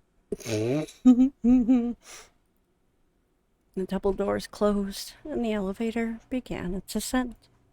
As I waited for my awaiting doom. Doom? Damn, bitch. Like, can you at least have a little hope? Nah, fuck hope. Right? Hope Hashtag was the relatable. last thing out of Pandora's box. You're not wrong. As I waited for my I didn't feel that redundancy until the second time around. Me. As I waited for my awaiting doom, I considered why I came here in the first place. She's so fragile, so small. She needs someone strong like me to protect her. Even if it seems the person I'll be protecting her from most is herself. Yeah, so basically what you're saying is you're going to become her handler, because that's what my handlers do every day, is protect me from myself. Every fucking day. Some multiple times a day. Hi. The doors opened and, like a sign from God, and I'm just gonna let that sit there for a minute. I'm a messenger from God sent here. Okay. It's borderline embarrassing how much of that mod I have memorized.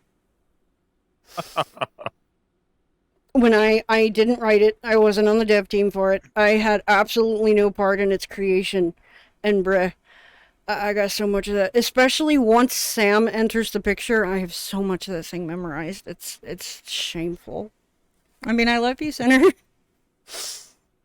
The doors opened, and, like a sign from God, there she was. She stepped into the elevator with all the grace I expected of her, which is to say she... That broke. Awkward. Uh-oh. Oh, the Z layering. Uh-oh. Yeah, it does this sometimes when you when you use rollback, sometimes the Z layering breaks. Okay, then hang on. We can solve this very, very quickly. I'm gonna do that. And I'm gonna do that. And then I'm gonna do that. And that. Hang on, guys. Because I want this to be good. Okay. Here we go. So you're saying that hopefully with a reboot we should be good? Yeah, hopefully. Let's find out.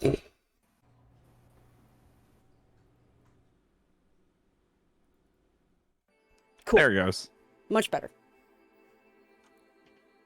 You weren't supposed to eat the Eat Me cupcakes, Sam. Oh, I get it.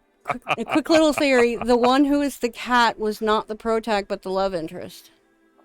It is an interesting theory. She stepped into the elevator with all the grace I expected of her, which is to say she bumped into the doors on the way in, stumbled, and almost fell directly on top of me. How I wish she had fallen on top of me. I could have saved her and... Wasn't this your floor? I snapped out of my momentary daydream to see her holding the door open button. Your special someone lives on this floor, don't they? She smiled then, and the anxiety I had before was washed away. It was instead replaced by calm determination. I knew what I had to do, and now was the time to do it. Yeah, they do. But I forgot something downstairs, so you can close the door. Thanks, though.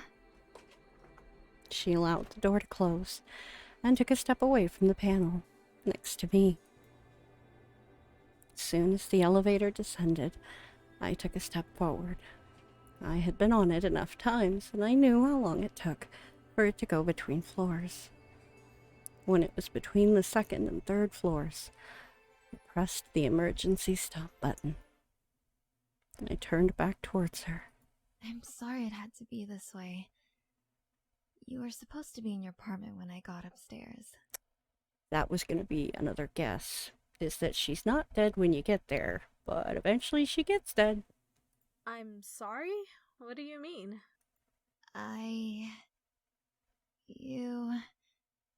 You're the special person. Those flowers, they were for you. I saw you at the train station and you were so beautiful. You were there when I had nobody. I needed someone. I've followed you for weeks. I know everything about you. I think you need me as much as I need you.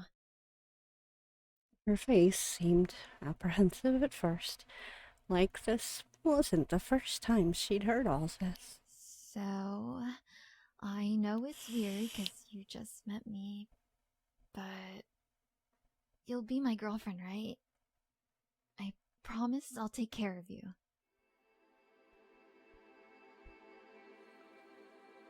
She smiled a new smile, one I hadn't seen on her face the entire time I'd been following her. This was the smile of someone who had won. Of course I'll be your girlfriend, silly. What do you think all of this was for? What? Wait, what? Don't worry about it, sweetheart. Let's just go back upstairs. What? I like that.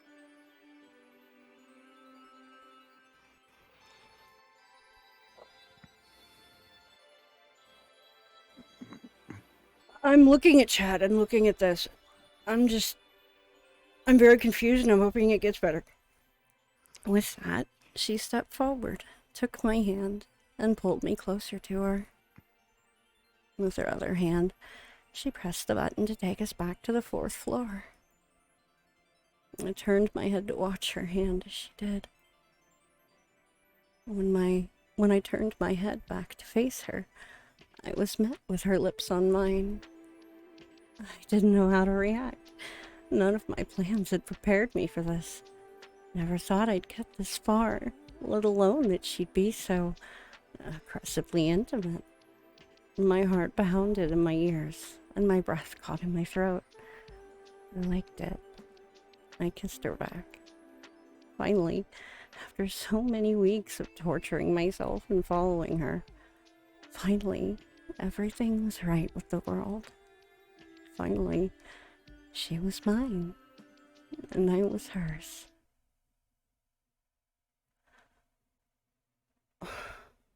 Okay.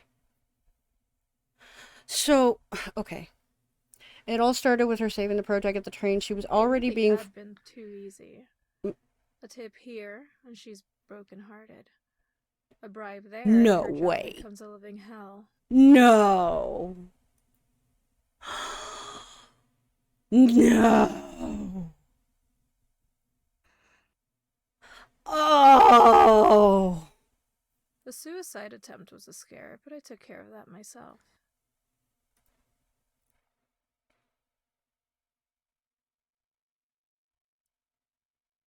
Oh, wow.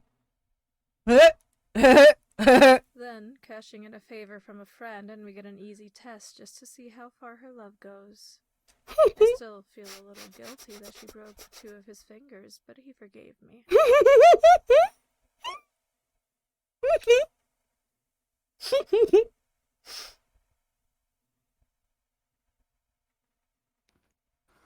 She's such a good girl.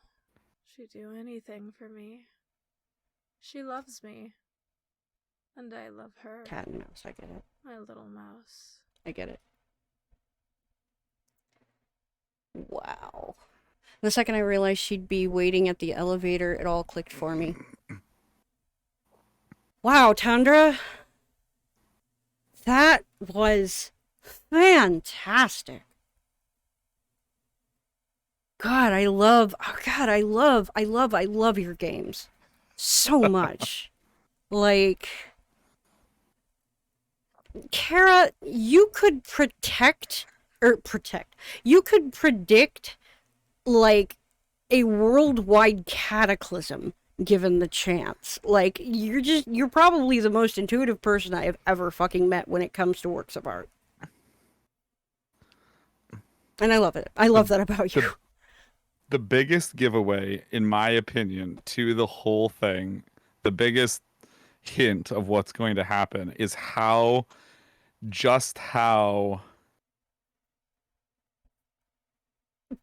hard maintaining the suspension of disbelief is throughout the entire thing. Mm-hmm. Because it really gets to a point where it's impossible to believe that Normie isn't aware of Yandi's presence. Right, exactly. And it's like, huh. I like that bit where she quite literally was like, dude, I need a favor. And he's like, yeah, sure. And the bitch breaks his finger. That's awesome. I know, Kara. Like, wow.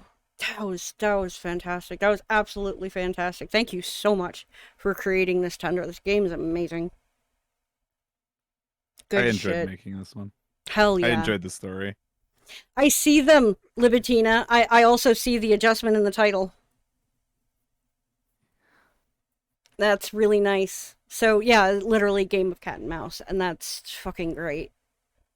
Yes, absolutely so. Like, and see, like, look, guys, for me personally, in my perspective, the type of person that I am, this was the most wholesome, romantic tale with the most perfect ending ever.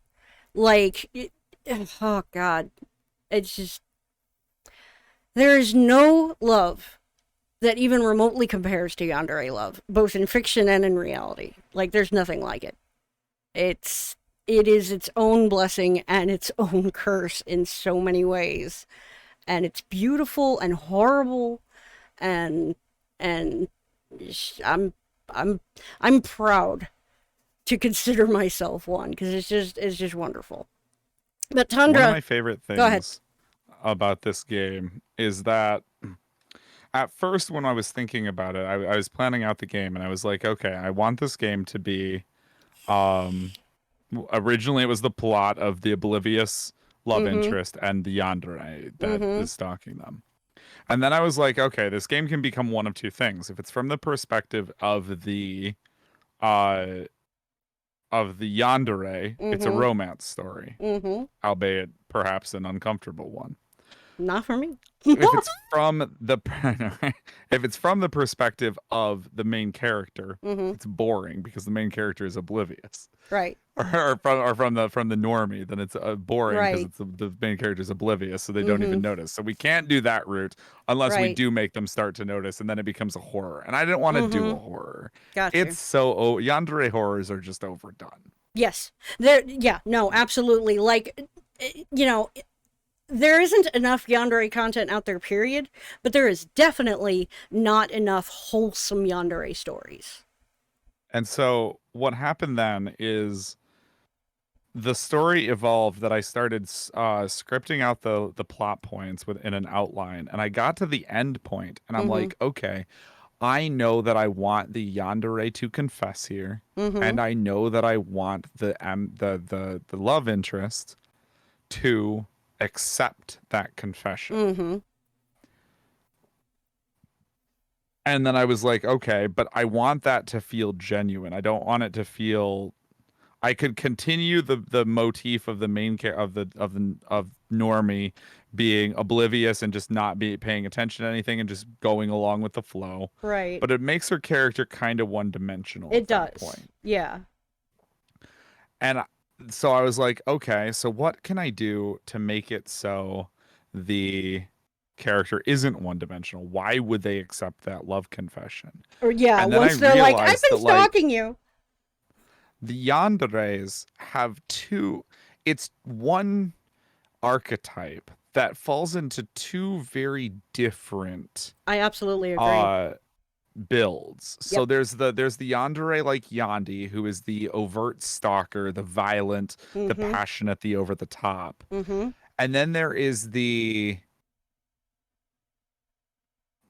yandere that is the manipulative, the Yes. one who puts the person in a perspective where they don't have a choice but to love Right. you because there's nobody else for you to love. Right, exactly.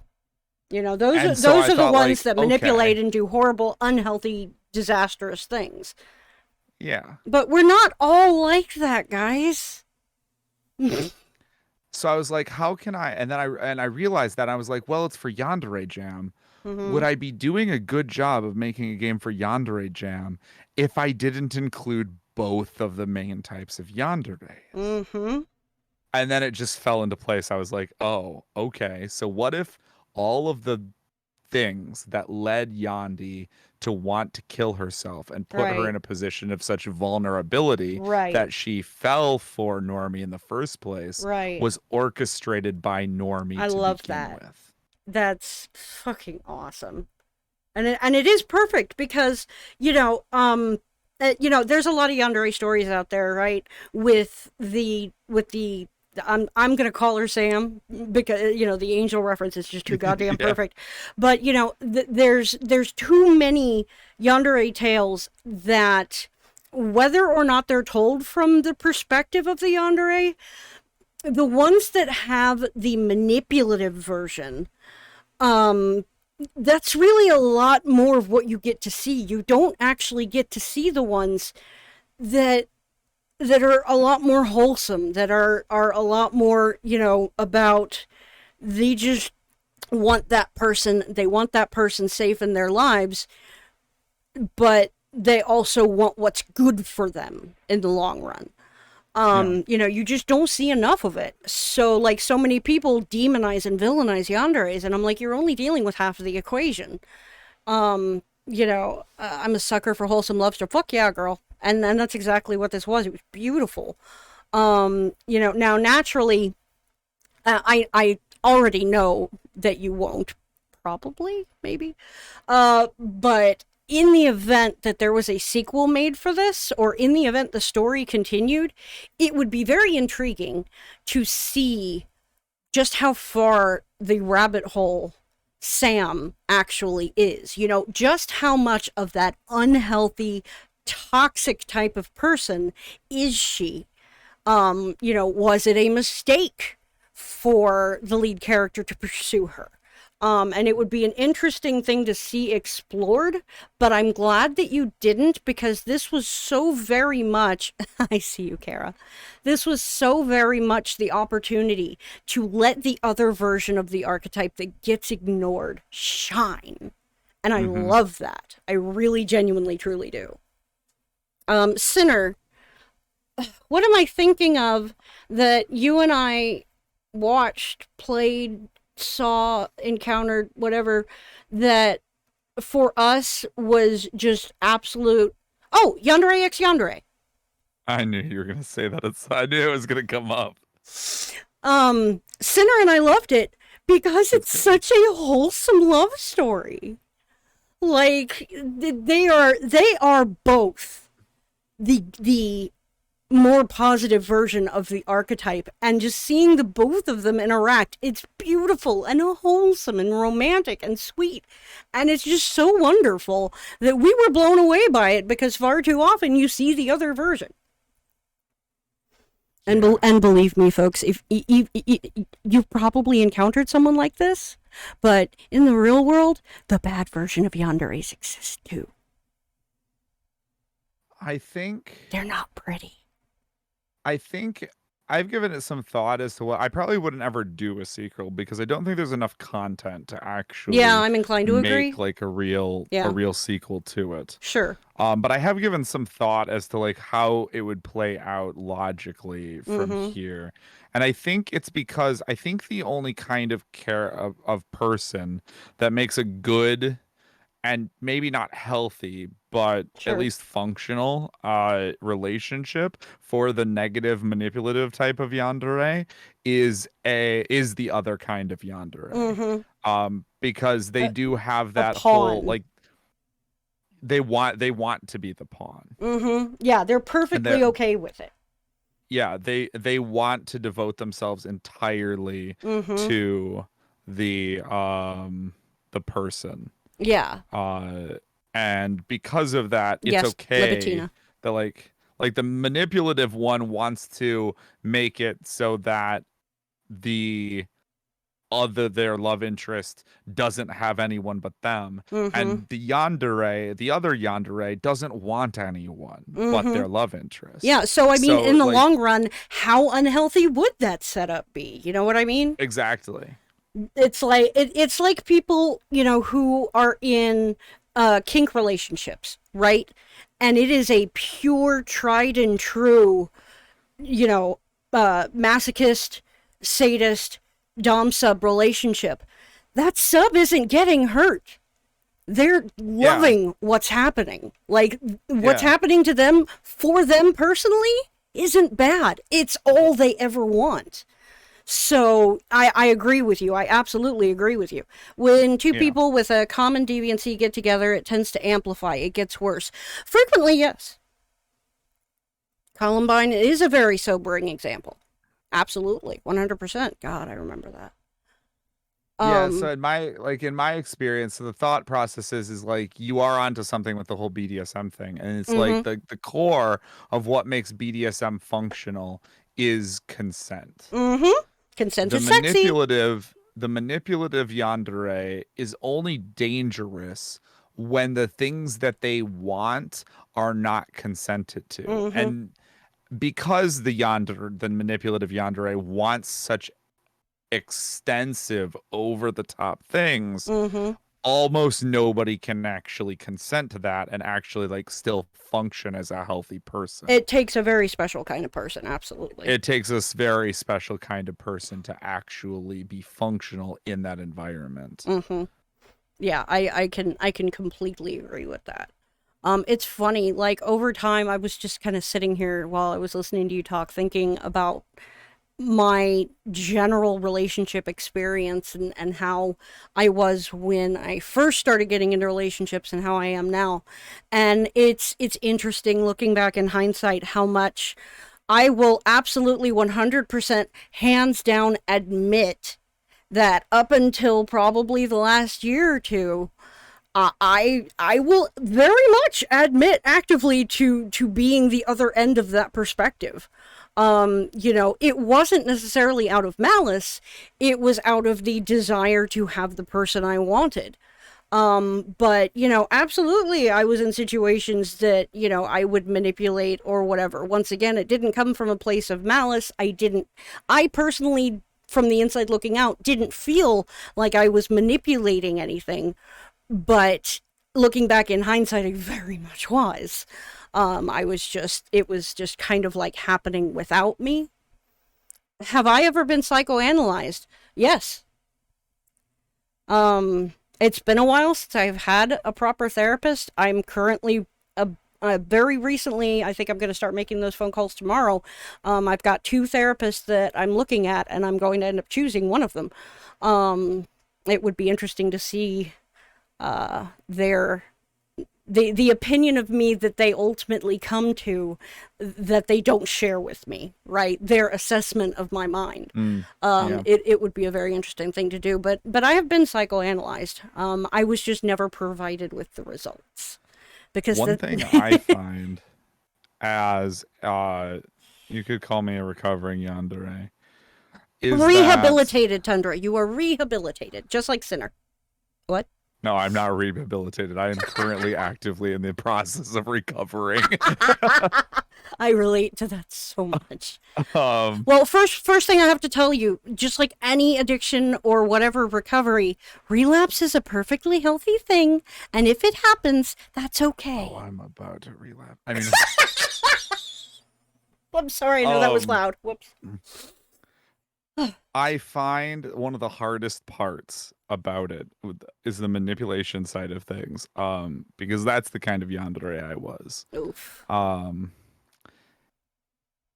Is that now part of the process of getting into a relationship is becoming vulnerable with another person. Mm-hmm. And I find that when people become vulnerable with me, it is so very hard Yeah, to separate my to responses resist the between. urge to take advantage of it. It's not even that. It's that when I look at it, I honestly like.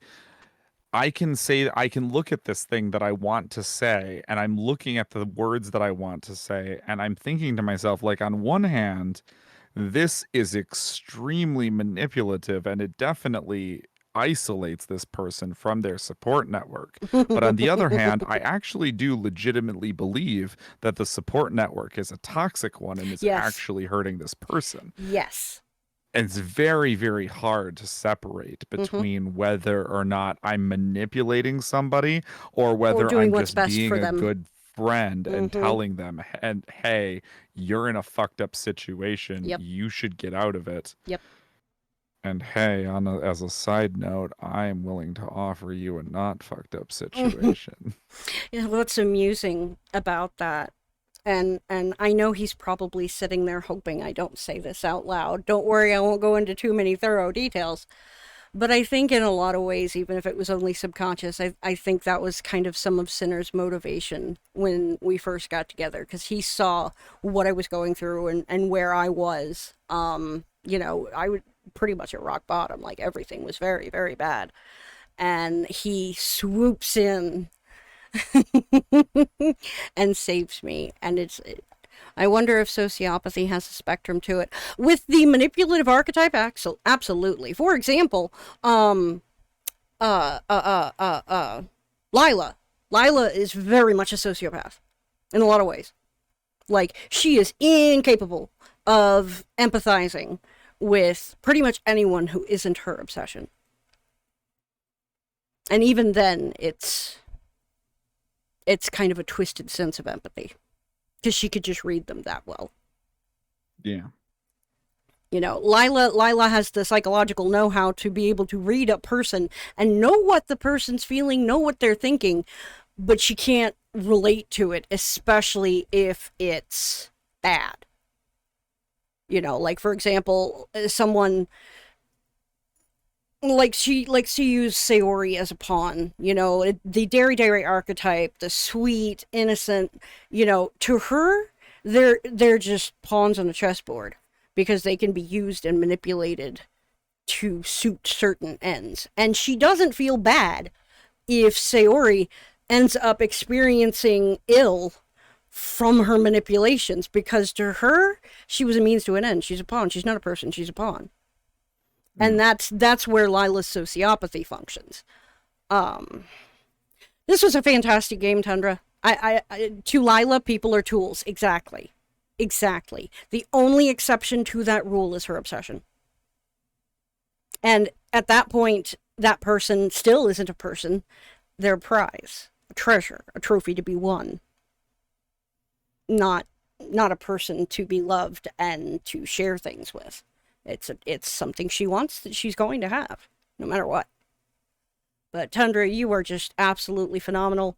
In the event, and again, this is such a tentative statement, but and I'm going to close it on this note. But in the event, at some point over my professional future, I decide to pull LAS off the shelf and turn it into an actual visual novel, that's not Doki. Do it, you know, make her own thing, and the story its own thing, and whatever.